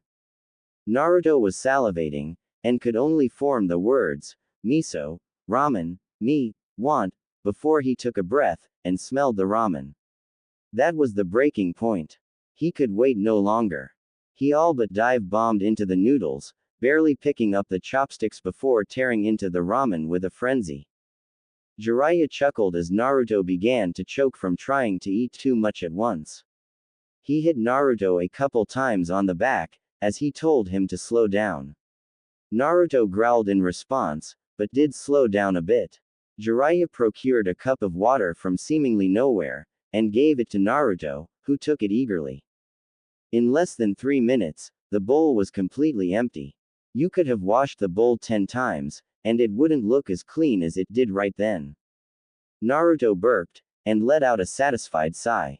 Arrow Sennin, you are awesome. How did you know I wanted to eat ramen for breakfast? Jiraiya shook his head. Kid, that's all you want to eat for any meal. Naruto grinned sheepishly. Oh yeah. Jiraiya then looked over in the direction Naruto came from, and said, Tsunade and Shizune haven't come out yet. I wonder why. This train of thought went down the gutter fast. Jiraiya started to grin lecherously as he prodded Naruto and whispered in his ear, Hey kid. What do you think they're up to? Naruto didn't understand what was going on. Sleeping. Why? Jiraiya let out an exasperated sound and whispered again in Naruto's ear, You know what I think. I think they're doing the nasty. I think they're doing it. Naruto started to turn a shade of red as Jiraiya got to thinking. I should be doing research. What the heck am I still doing here? Jiraiya proceeded to leave quickly, but Naruto grabbed his arm and said, Oh no you don't you Arrow Sennin. You're not going to do your research on Shizune-chan. Jiraiya was about to protest, but realized the kid had a point. Shizune was way too flat-chested and underdeveloped for his tastes. Tsunade walking down the forbidden path would only be glorious and deserving of him to perform research on if her partner was as equally well endowed as she was. If not, it would be a travesty. And odds are they were just sleeping anyways. Jiraiya sat down at their table and asked Naruto a question. So brat, while we wait for Tsunade and your Shizune-chan to come down, there anything you want to do? Naruto growled at being made fun of, but there in fact was something that he wanted to do. And this was as good a time as any to ask for it. Arrow Sennin, Naruto began. I'm stuck at learning the Rasengan and need some help. Could you? Naruto faltered. Given his days at the academy, and even as a member of Team 7, it was hard for him to ask someone for help.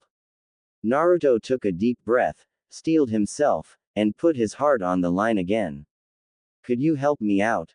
Jiraiya smiled. The brat hadn't asked him for help once throughout their entire search for Tsunade. He gave Naruto the bare specifics, and Naruto somehow managed to perform what was asked of him, greatly surprising Jiraiya. But the Rasengan was a fickle thing, and seasoned Junin couldn't do it properly, and that with proper tutelage. How was a genin supposed to figure it out on his own? Then he realized that Naruto had taken a big step in asking him for help, and further realized that Naruto had trusted him enough to ask. Thanks kid, I won't let you down. Jiraiya stood up with a yawn, clearly bored with it all. Yeah, sure brat, it's not like I have anything to do anyways. Come on, Let's go work on it somewhere private. Jiraiya led the way out of the inn. Naruto followed him quietly without uttering a word. No one saw the huge smile on his face. I just don't get it, Ero Sennin. Naruto exclaimed as he fell on his butt, exhausted. He had been at it for over 2 hours, and no luck. He just couldn't get the third step down. Jiraiya just stared at Naruto. The kid did get it. He hadn't had this much success in training anyone with the Rasengan since, well, ever. He tried to teach Kakashi, the Yondaime's student, but that ended up disastrously. In fact, in his frustration, Kakashi gave an all-out effort in creating the Rasengan, only to come up with a ball of lightning that sounded like 1,000 birds chirping. Kakashi later found out that the thing he made was an extremely effective assassination jutsu, but it required much more chakra than the Rasengan. Jiraiya just told him, if it works for you, great. Now here he was with Kakashi's student. The kid had progressed further than Kakashi ever had. He understood the concept of swirling the chakra in different directions without having each flow of chakra be impeded by another flow going in a different direction. He had managed to concentrate so hard that he burned a hole in his hand, which made the chakra flow faster, which added power to the technique. What Naruto could form was the Rasengan. He just had to do the third step, which was to cover what he could already form with a thin yet strong layer of chakra that prevented the swirling chakra from escaping out, maximizing the damage inflicted at one spot. Naruto at the moment looked extremely upset with himself. He looked like he was ready to give up. Jiraiya decided it was time to be a little serious and let Naruto know just how close he was. Naruto, Jiraiya said, which made Naruto lift his head up and look at Jiraiya. You have no idea at all, at how much progress you've made so far. Naruto looked at Jiraiya dumbly, and began to protest. But Ero Sennin, I can't do the third step. It's so hard. It takes every bit of control I have to even form it up to the second step, and that's with a Kage Bunshin. Jiraiya chuckled, and decided to let Naruto know the history of him trying to teach the Rasengan. Kid, I've tried to teach the Rasengan to several ninja in the past. They were all top-notch ninja who had outstanding records as members of Anbu. None of them got up to where you are right now. You have come the farthest out of anyone I have tried to teach. Naruto went still for a moment, before breaking into a ear-splitting grin. You really mean that, Ero Sennin? You're not trying to pull a fast one on me, are you? Are you? Naruto was jumping up and down, his previous exhaustion completely forgotten.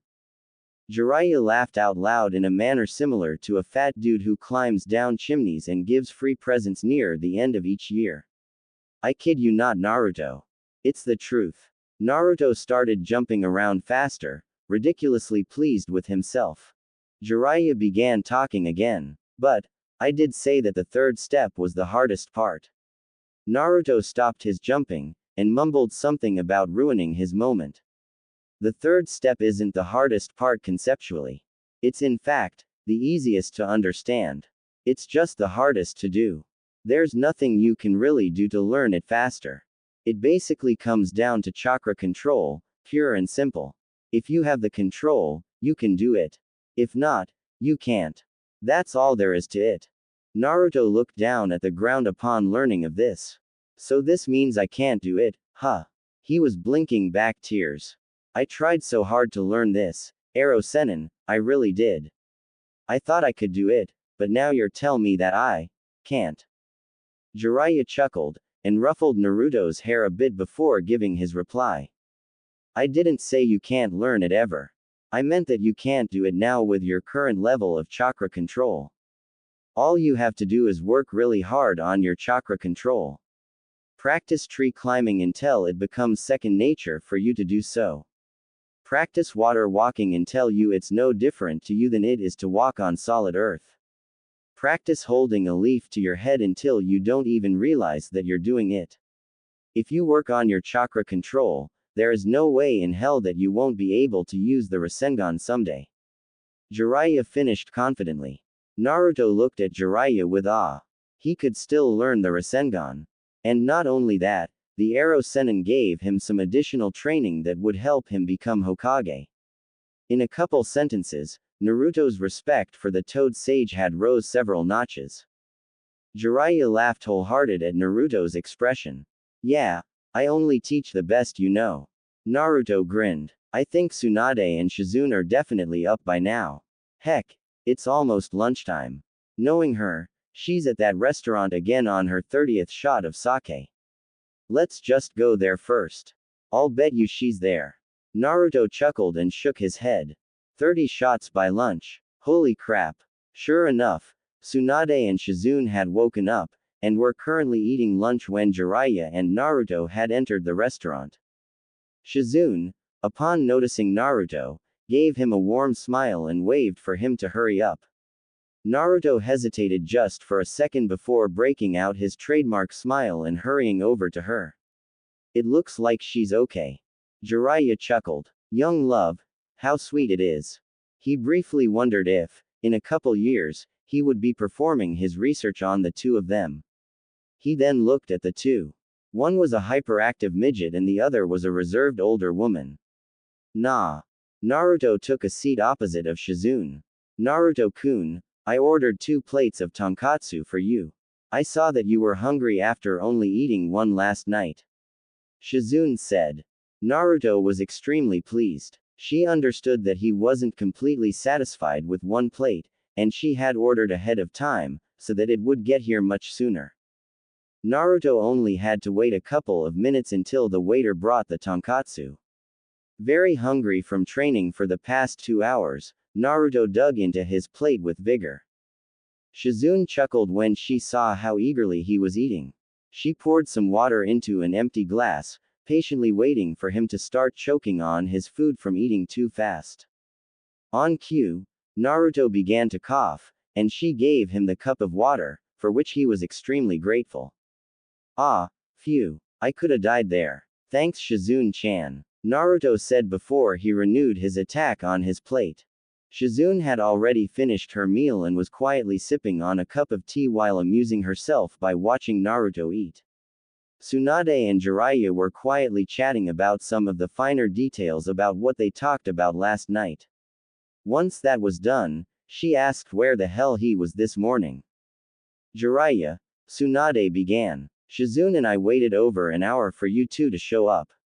We thought you were still sleeping. I got sick of waiting and opened the door to your room to find you guys not there. I figured that you guys came down here to get something to eat, but you weren't here either. I was going to go to another restaurant when they brought this really expensive looking sake bottle, and well, you know me, she finished with a grin. Chuckling, Jiraiya took a sip of his tea and responded. We were up before you two.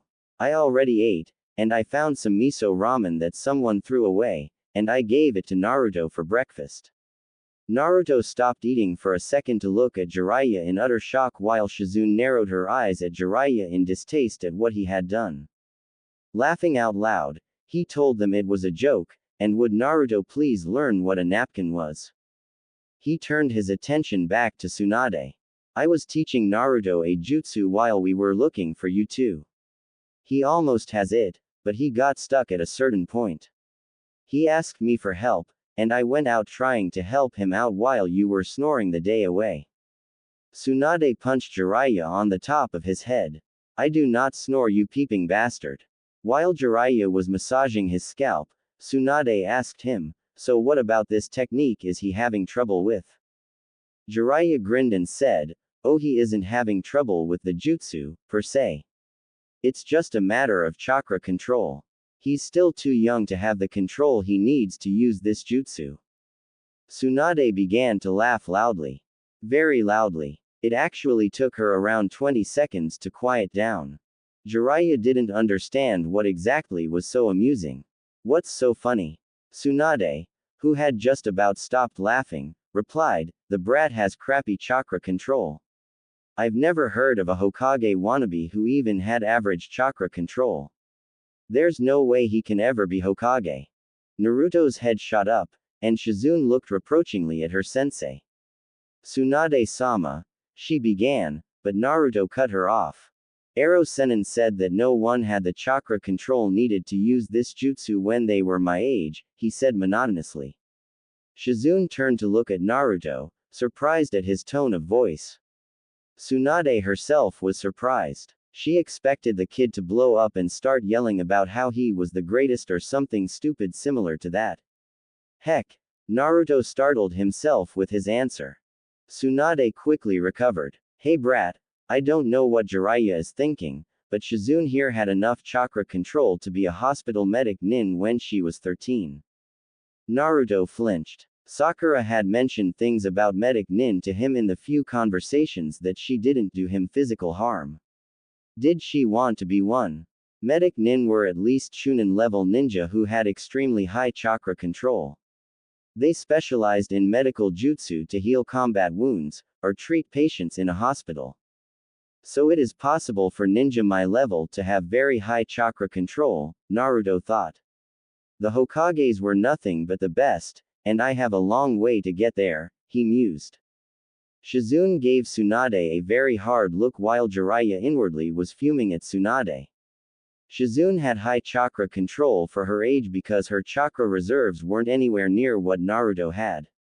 Factor in the Kyuubi's chakra, and it's a miracle the kid has enough control to perform a henge. Naruto finished his second plate, and let out a satisfied sigh. He turned his head to look at Tsunade, who he noticed was smirking at him. He decided that he needed to tone her down a little. Naruto put his hands behind his head, leaned back into his chair, and put a lazy grin on his face. Well, if your chakra control is so great, then why don't you become Hokage? Tsunade's eyes narrowed in anger. He knew that one would tick her off. Now for the haymaker. And what do you know anyways? You're just a vain old hag who refuses to look her age. You're old enough to be a Ba-chan. Hey, you know what? That's what you are. A Ba-chan. Tsunade no Baa-chan. Naruto finished, with a heavy inflection at the end of his little speech, grinning victoriously. Tsunade snapped. Nobody called her old, let alone call her a Ba-chan.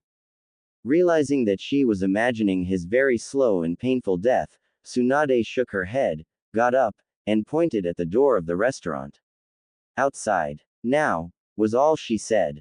Naruto recoiled. He was a dead man walking. He pushes her buttons a little bit too hard and now he was paying the price. He tried to create a light atmosphere and get out of the whole mess. Tsunade-sama, think about this for a second. Naruto stuttered. You don't really want to kill me, you're just upset that you're so old. Tsunade's entire body tensed up. Shizune shook her head and sighed while Jiraiya was cracking up. The kid needed to learn to think before he talks. Without saying another word, Tsunade walked over to where Naruto was sitting, picked him up by the cuff of his orange jacket, threw him over her shoulder and walked out into the street.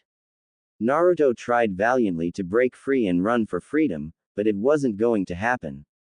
Tsunade had a death grip on his jacket. Upon exiting the restaurant, Tsunade threw Naruto about 20 feet down the street. It was lunchtime, so the streets were alive with the children once more, and people were going about their business. It held such an air of tranquility that Naruto lost himself for a moment. It probably would have lasted longer had Tsunade not punched a crater into the ground. Tsunade slow rose up and released a bit of her chakra to let Naruto know who was the queen bee around here. All the townspeople ran indoors, grabbing the children and ushering them inside as well. In less than a minute, the alive, thriving town had disappeared. Tsunade looked at Naruto, who was angry that she had turned the street into their battlefield. They could have clearly gone to the fields where Ero Sennin taught him earlier. For disrupting this peaceful village and inciting a needless fear into the villagers, Tsunade was going to pay. Ba-chan, Naruto asked. You could have beat me up outside of the town. Why did you do that?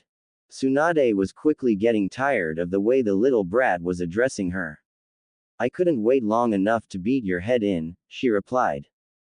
Jiraiya and Shizune came out into the street to hear that last statement. Shizune gave one last attempt to save Naruto's well-being. Tsunade-sama. Stop acting like a little child. Please stop this.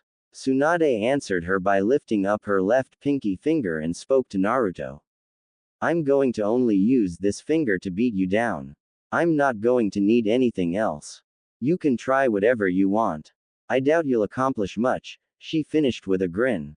Shizune was getting frustrated. These childish antics of her sensei were quickly growing old. Tsunade-sama, please. Her words got cut off as Naruto let out a scream and charged at Tsunade. Naruto was fuming inside. She'd beat him with her left pinky finger. No one underestimated him and got away with it. He'd show her that not only would she have to use more than just one finger to beat him, she was going to lose if she tried. He threw a right hook at Tsunade's face, which she quickly dodged by squatting, and threw her left pinky at his chin, lifting him off the ground. Naruto fell on his butt, and was slightly dazed from the hit. Wasting no time, Tsunade stood over him, and flicked his forehead protector with her left pinky, sending him 30 feet down the street. Naruto slowly got up, dusting off some of the thicker patches of dirt that got on his jacket. Tsunade grinned, and egged him on some more. I didn't think that this fight would be this easy, brat. With what Jiraiya was saying, I expected to have to use both pinky fingers against you.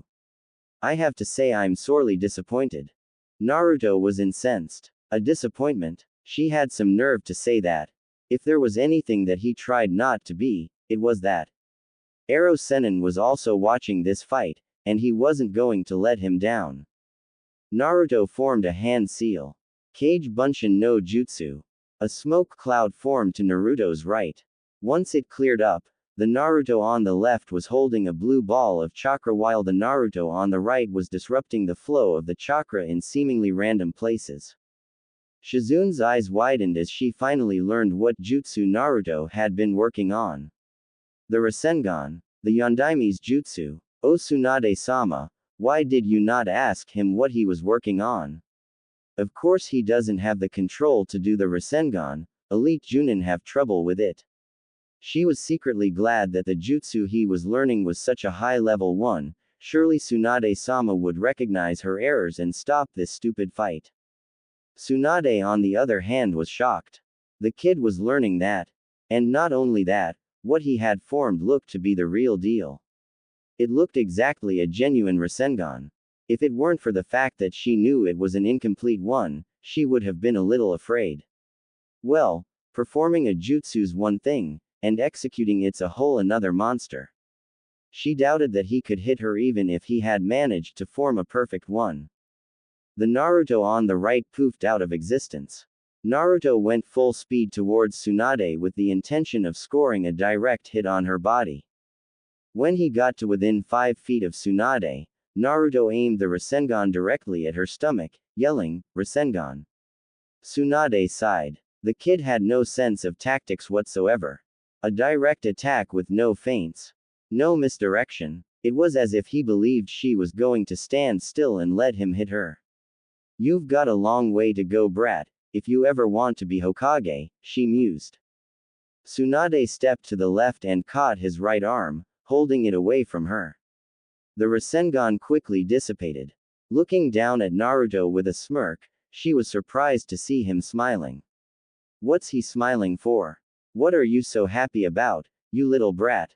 Naruto wrenched his arm from her hand and said, "You used your entire hand." 5 fingers. Tsunade looked at her right hand, and was surprised. She had forgotten about her little declaration after seeing the brat form a real-looking Rasengan. She couldn't let him know that he won. She didn't have it in her to admit defeat. Tsunade shrugged. I was just being nice. I could have moved farther and dodged it altogether. I just didn't want you tripping and hitting yourself with that thing. It would have been a bitch to heal. Naruto nodded, secretly very pleased with himself for getting out of the fight without suffering too much damage to his ego and very little damage to his body. He was about to walk over to where Jiraiya and Shizune were standing when Tsunade turned towards Jiraiya. Jiraiya, are you trying to teach this kid the Rasengan? What's the point of teaching him this technique when he can't even master it? Filling his head with stupid dreams. To actually think that he'll become Hokage someday. 1. Naruto stopped moving. Jiraiya gave her a venomous glare. There was only so many times you can put someone down.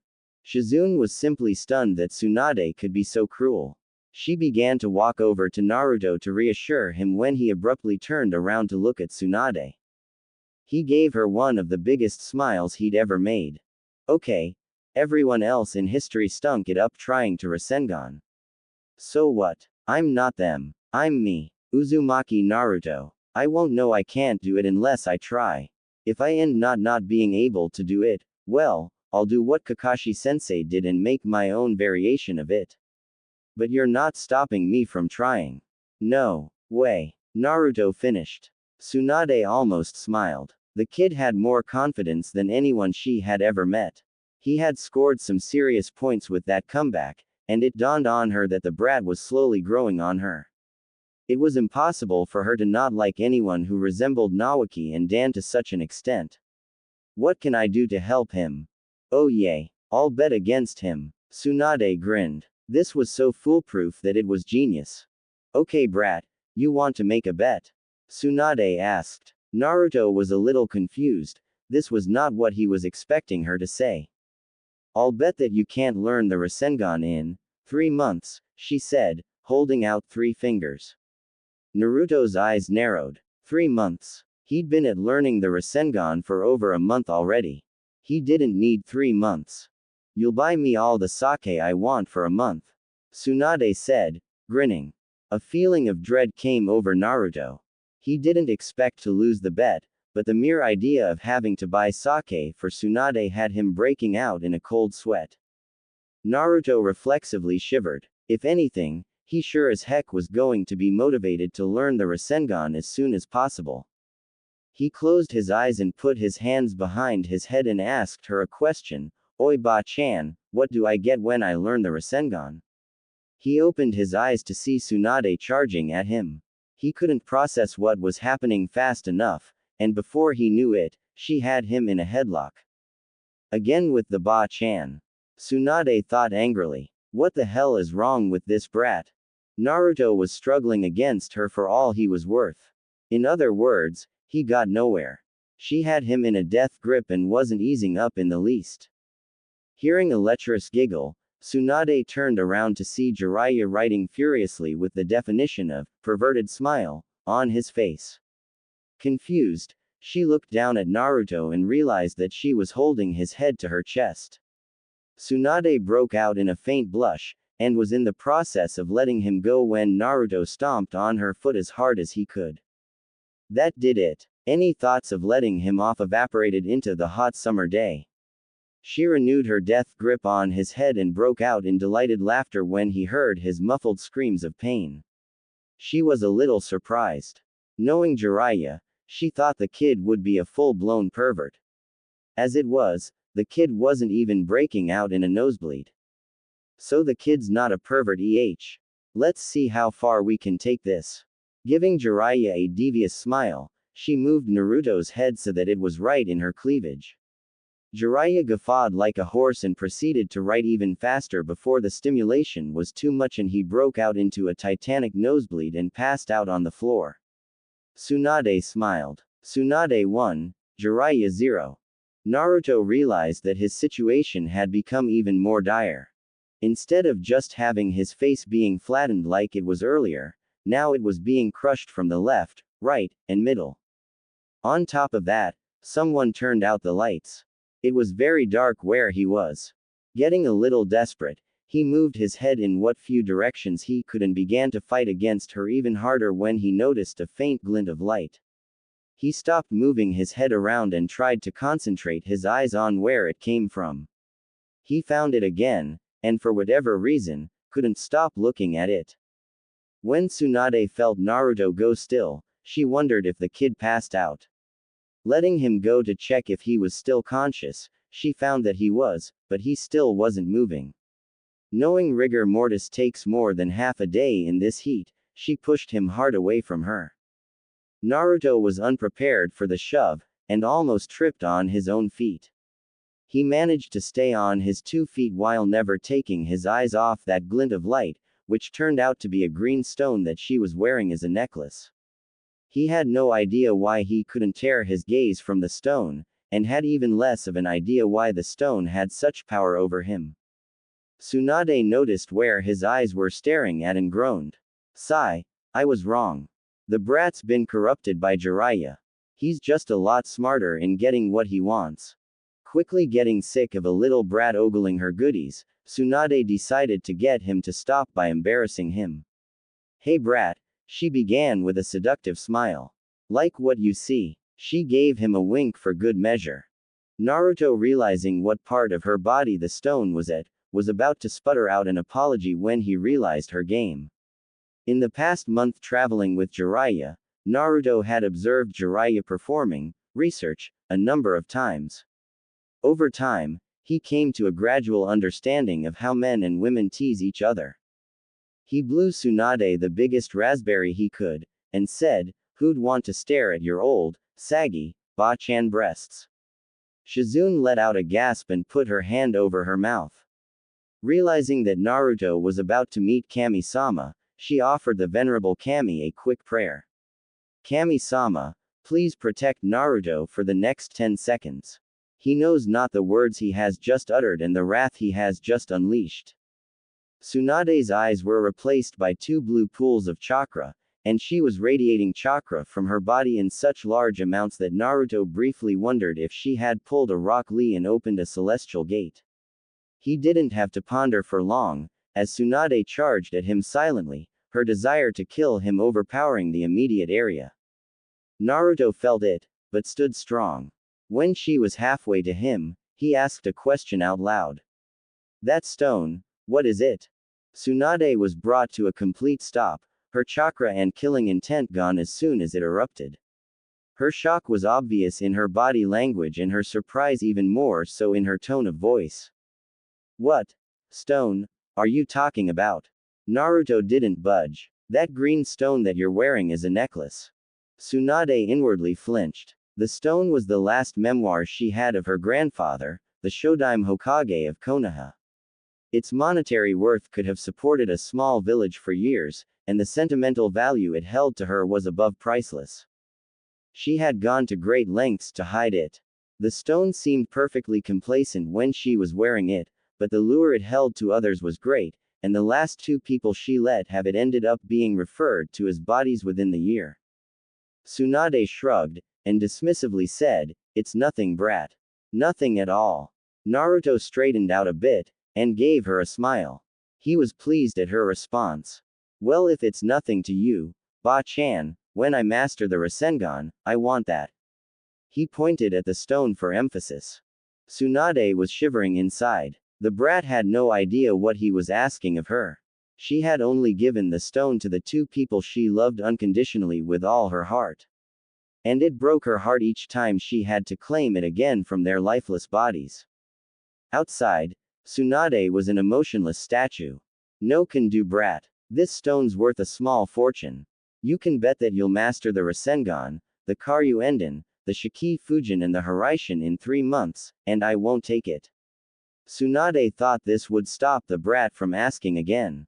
After all, she threw 3 of the Yondaime's jutsu in there, and the kid always perked up when that man was mentioned. Naruto was musing. He had no idea what the Shiki Fujin or the Haraishin were, but he knew the Karyuenden was the apex of fire jutsu. He had overheard Kakashi-sensei mentioning it to Sasuke. It created a massive flame in the shape of a dragon that seemed to have a mind of its own. The flames were several times more intense than the fireball Sasuke could already form, and required a very high affinity with fire, whatever the heck that meant. In other words, he had no shot of learning the Karyuenden, which meant he couldn't win that stone as a prize. Given the way she mentioned all 4 techniques, he figured that there was nothing he could bet to learn in 3 months and have her accept. Naruto then suddenly perked up. 2 words in that statement were the key. 3 months. What if he offered to learn even just the Rasengan in a much shorter time span? It didn't have to be impossible by any means, he just had to make her think that it was impossible. After all, She thought 3 months was impossible, because she dictated the term to him when she made the bet. Huh, Naruto mused. When did I get so smart? Naruto began his attack to get Tsunade to agree. Oi, Ba-chan. Tsunade shot him a look that promised death by castration. I'll bet that I can learn the Rasengan in 1 week, if you bet that necklace. Also, if you bet it and I lose, I'll buy you twice the sake for twice as long. Tsunade couldn't stop the surprise from showing up on her face. 1 week. Given where he was at the moment, mastering the Rasengan in a week was impossible. You can't just suddenly wake up one day and control chakra. She knew. She tried. Really hard, in fact. It hurt her a lot when she failed. She still winced when she recalled trying to hold 100 leaves to her body while running up and down a tree that she had doused in water. Oh, she also tried to do it blindfolded, being told from Jiraiya that practicing tree climbing while being blindfolded greatly improves your control. What happened that day was that she lost half the leaves before she even got to the tree, and she couldn't sense where the tree was.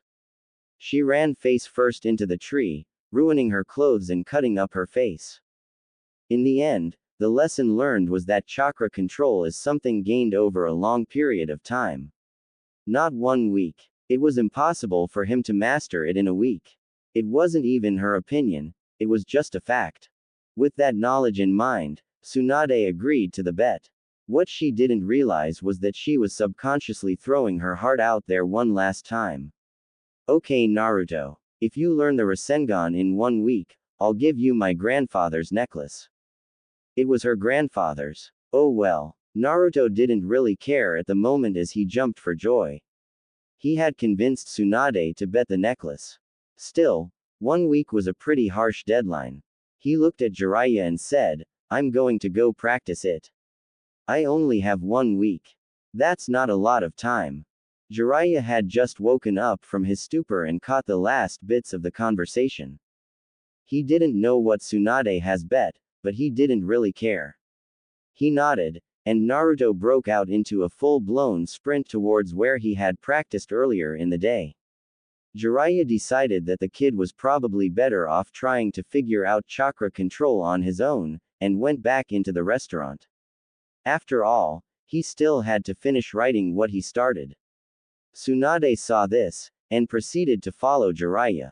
Shizune looked at Naruto quickly disappearing into the fields, and at the two Sannin making their way into the restaurant to get drunk. As Tsunade walked back into the restaurant, the village came back to life. Shizune then wondered what she was going to do.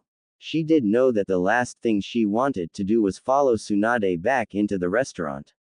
Being with Tsunade does things to you, and getting sick of the smell of sake is one of them. Deciding that she wouldn't be able to tolerate the smell of sake so early in the day, she dropped Taunton off with Tsunade and began running towards Naruto. Looking back to see Shizune running to Naruto, Tsunade chuckled. Help him all you want, Shizune. I'm going to enjoy my sake. Shizune-chan, do you know what I'm doing wrong? Naruto asked, frustrated out of his mind. He'd been at practicing the Rasengan for over an hour, and didn't feel like he had made any progress. Shizune pondered her answer. She knew that he really wasn't doing anything wrong. It was just that his chakra control was woefully inept to hold what he could already form in place. I don't think you're doing anything wrong, Naruto-kun, Shizune began. I just think it's, as Tsunade-sama said, your lack of chakra control. You're having trouble keeping the second step Rasengan you form stay in a perfect sphere. Because of that, any thin layer of chakra you produce to perfect the third step and master the Rasengan is instantly broken. Naruto sighed. The Rasengan truly was an incredibly difficult jutsu. To even do the first step, a ninja had to have sufficient chakra control to swirl around an amount of chakra in enough different directions, while maintaining a spherical shape. Many people can't even do that, as they either don't have the chakra control or the chakra capacity to practice it enough to get it down. If you get past the first step, you then had to pump a lot of chakra into it for power, making control and capacity an even bigger issue. while maintaining a spherical shape. Then the last step was to create a thin layer of chakra that held the entire thing together, keeping the power inside. The spherical shape is emphasized in the final step more than ever, as even a small mistake in the shape at some point would burst the layer of chakra holding the swirling chakra together. Naruto's demeanor instantly became bright when he went over everything that made the Rasengan so difficult to learn. He knew that when he mastered it, he'd have at least Chunin-level chakra control, if not more, and that he'd have a really powerful jutsu in his arsenal.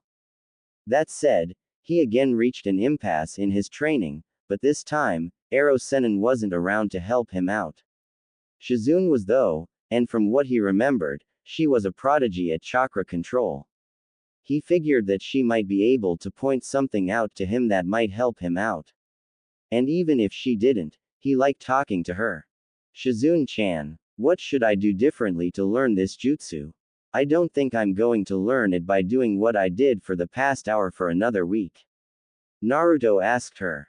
Shizune for her part had already been mulling over what Naruto could do for the past 20 minutes, and she had come up with a pretty good solution, if she did say so herself.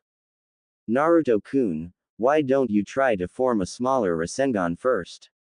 Shizune asked him. Naruto looked a question at her. He had no idea where she was going with this. Shizune smiled at his confusion and began to clarify things for him. See, it's like this Naruto-kun. When you're a baby, do you instantly learn how to run? Naruto shook his head. Of course not. Babies can't run. They can't even walk. They first learn how to crawl. Then walk. Then, oh. Shizune continued on, though she saw the light dawn on his eyes. No, they don't. They first learn how to crawl. Then when they master crawling, they learn how to walk. Once they master how to walk, then they begin to learn how to run. So what I'm suggesting is for you to create a smaller Rasengan first. If you can do that, then gradually put more and more chakra into it, until you can create a normal-sized Rasengan, mastering the jutsu. Shizune finished on a high note.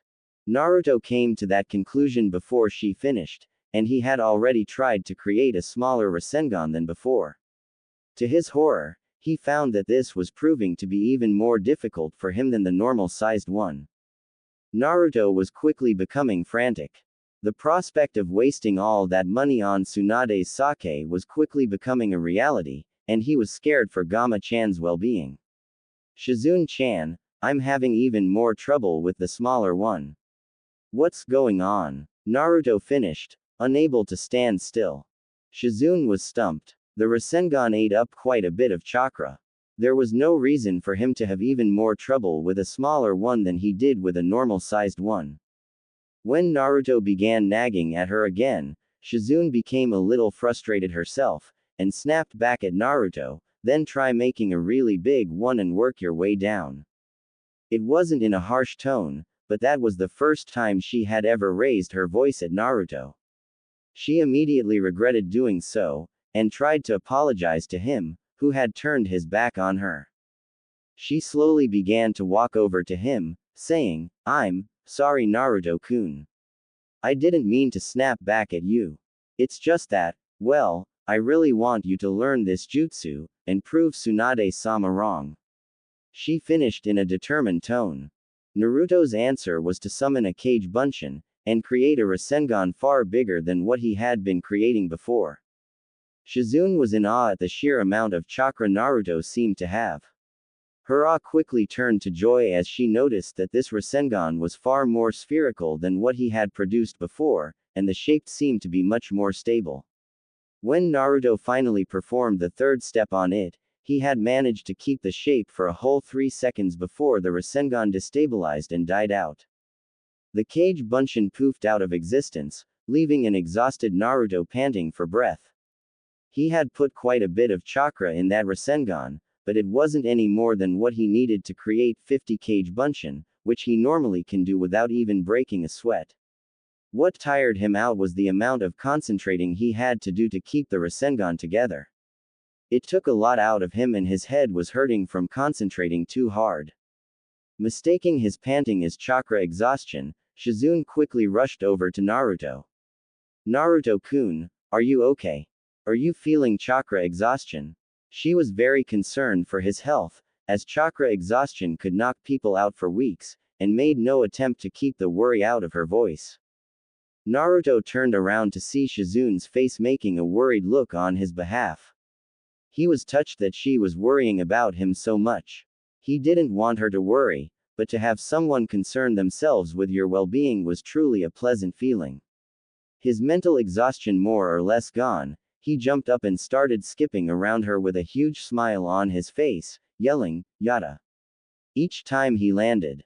Shizune was startled when he shot up, but quickly relaxed when she saw that it wasn't chakra exhaustion. She couldn't keep a smile out of her face after seeing how happy he was. Naruto then yelled to her, "Shizune-chan, you were right. I just have to create huge Rasengans and work my way down to a normal one." "You were right, you were right, you were right," Naruto exclaimed as he began to skip around her even faster. He didn't keep that up for long, however, as he landed after one particular skip, he shot towards Shizune and enveloped her in a bear hug. Shizune jumped a little in surprise. Naruto was short for his age, so he only came up to her shoulders.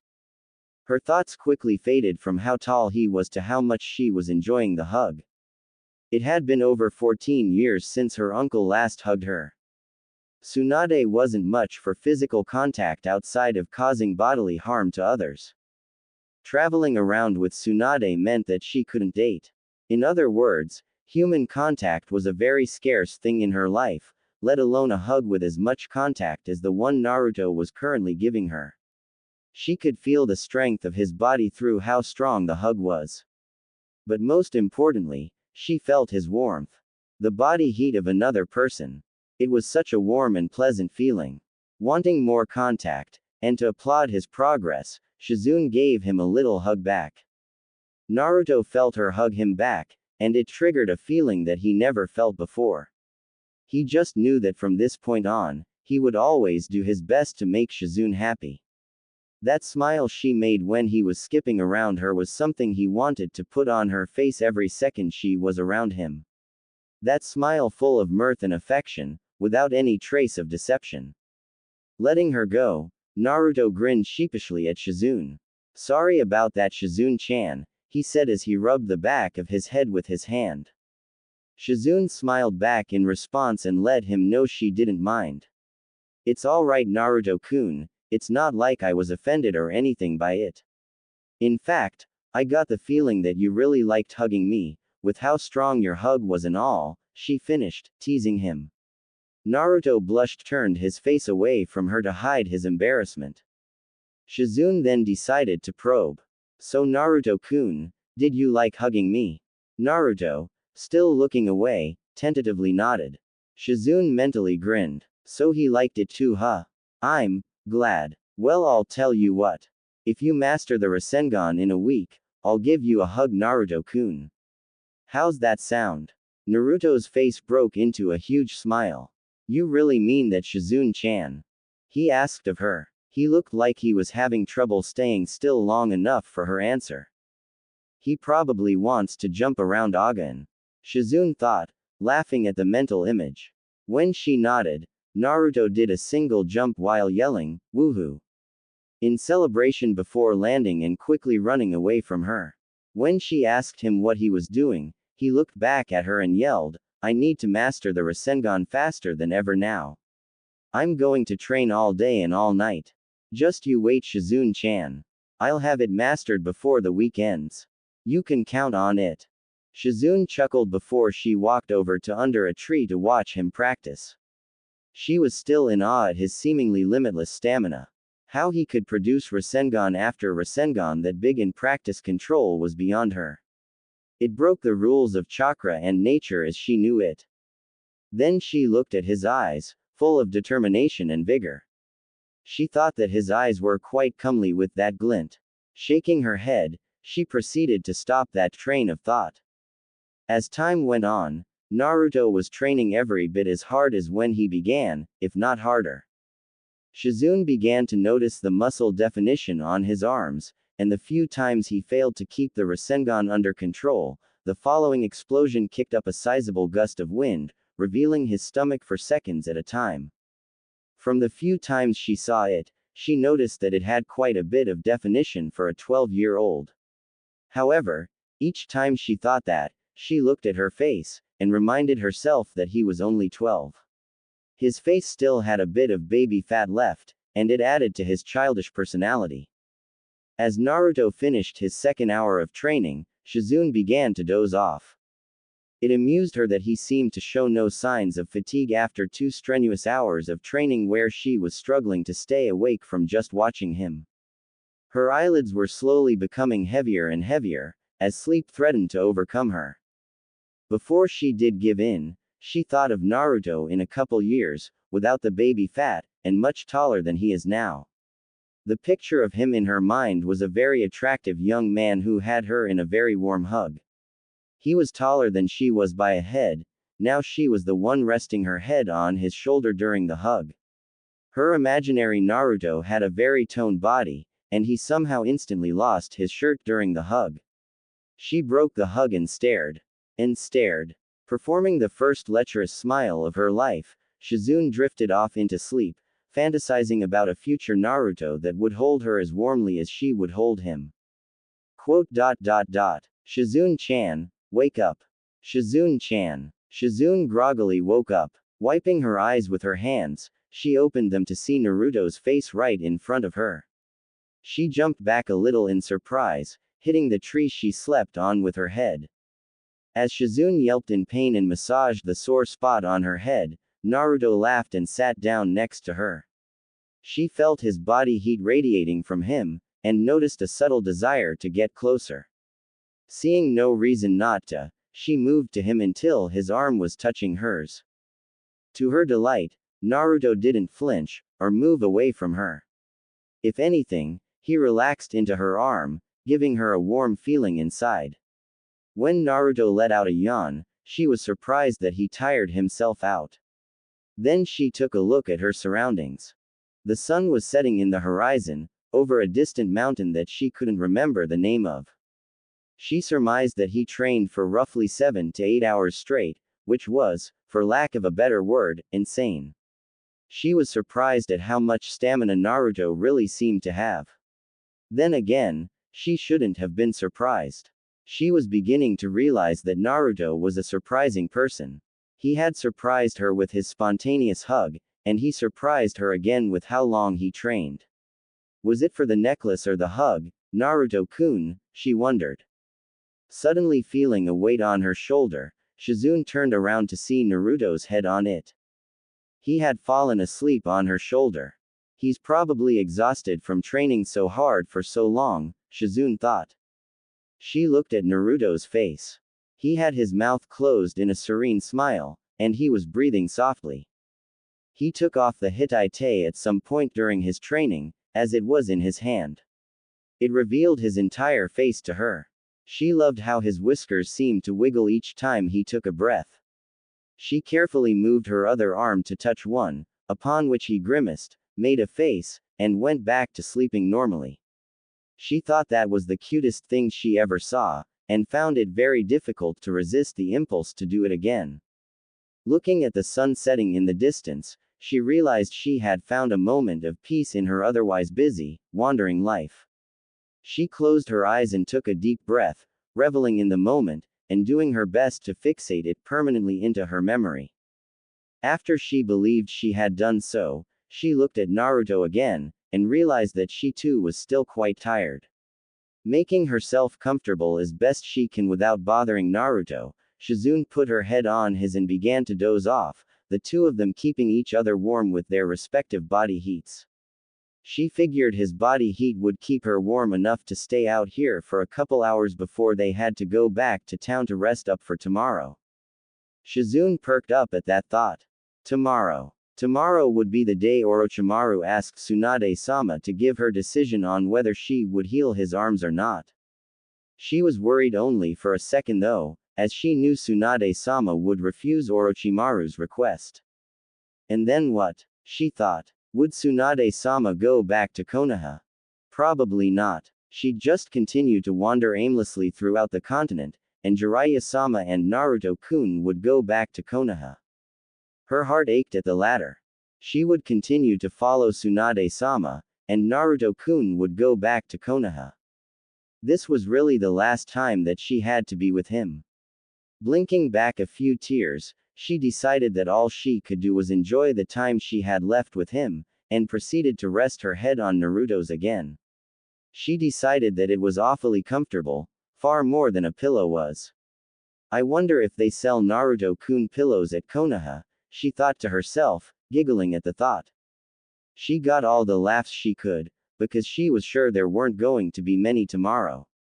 On a wide field, green as far as the eyes can see, two men stood facing two women. Only 30 feet separated the two groups. The sun stood high over them all, bearing witness to the meeting. So do you have the bodies ready, Tsunade? Orochimaru asked. Tsunade in response pulled out a scroll, and performed a hand sign. A small cloud of smoke appeared, and two bodies fell onto the ground. Shizune gasped in utter horror. The drunks from 2 days ago. Ku, I knew you would do it, Tsunade, I knew it. Orochimaru exclaimed, extremely pleased that he read her correctly. Let us conduct the exchange like we would prisoners. Tsunade. Bring the bodies halfway. I will then bring Nawaki and Dan back, and you will heal my arms. Is this to your satisfaction? Tsunade in response picked up the bodies, and proceeded to head over there. Shizune was stunned. This wasn't happening. Tsunade-sama, how could you? You said you weren't going to do this. Even if he brings them back, it won't be them. It won't be them, Tsunade-sama. Please don't do this. You'll regret this for the rest of your life if you do. Please don't do this, Tsunade-sama. Shizune yelled with tears beginning to form in her eyes. Tsunade did not respond to Shizune's cries. She just carried the bodies to the halfway point, dropped them, and walked back to Shizune without uttering a single word. Shizune was on her knees crying silently by the time Tsunade made it back. Her mind was refusing to accept what was going on. Tsunade looked at Shizune, who looked back at her pleadingly. Tsunade's facial expression remained impassive, as she turned to Orochimaru and uttered her first words. Get on with it, she said tersely. Orochimaru's grin got even wider. Tsunade-hime, you're fighting with yourself inside, aren't you? Tsunade's eyes narrowed in response. Ku, do not worry. You are making the right decision.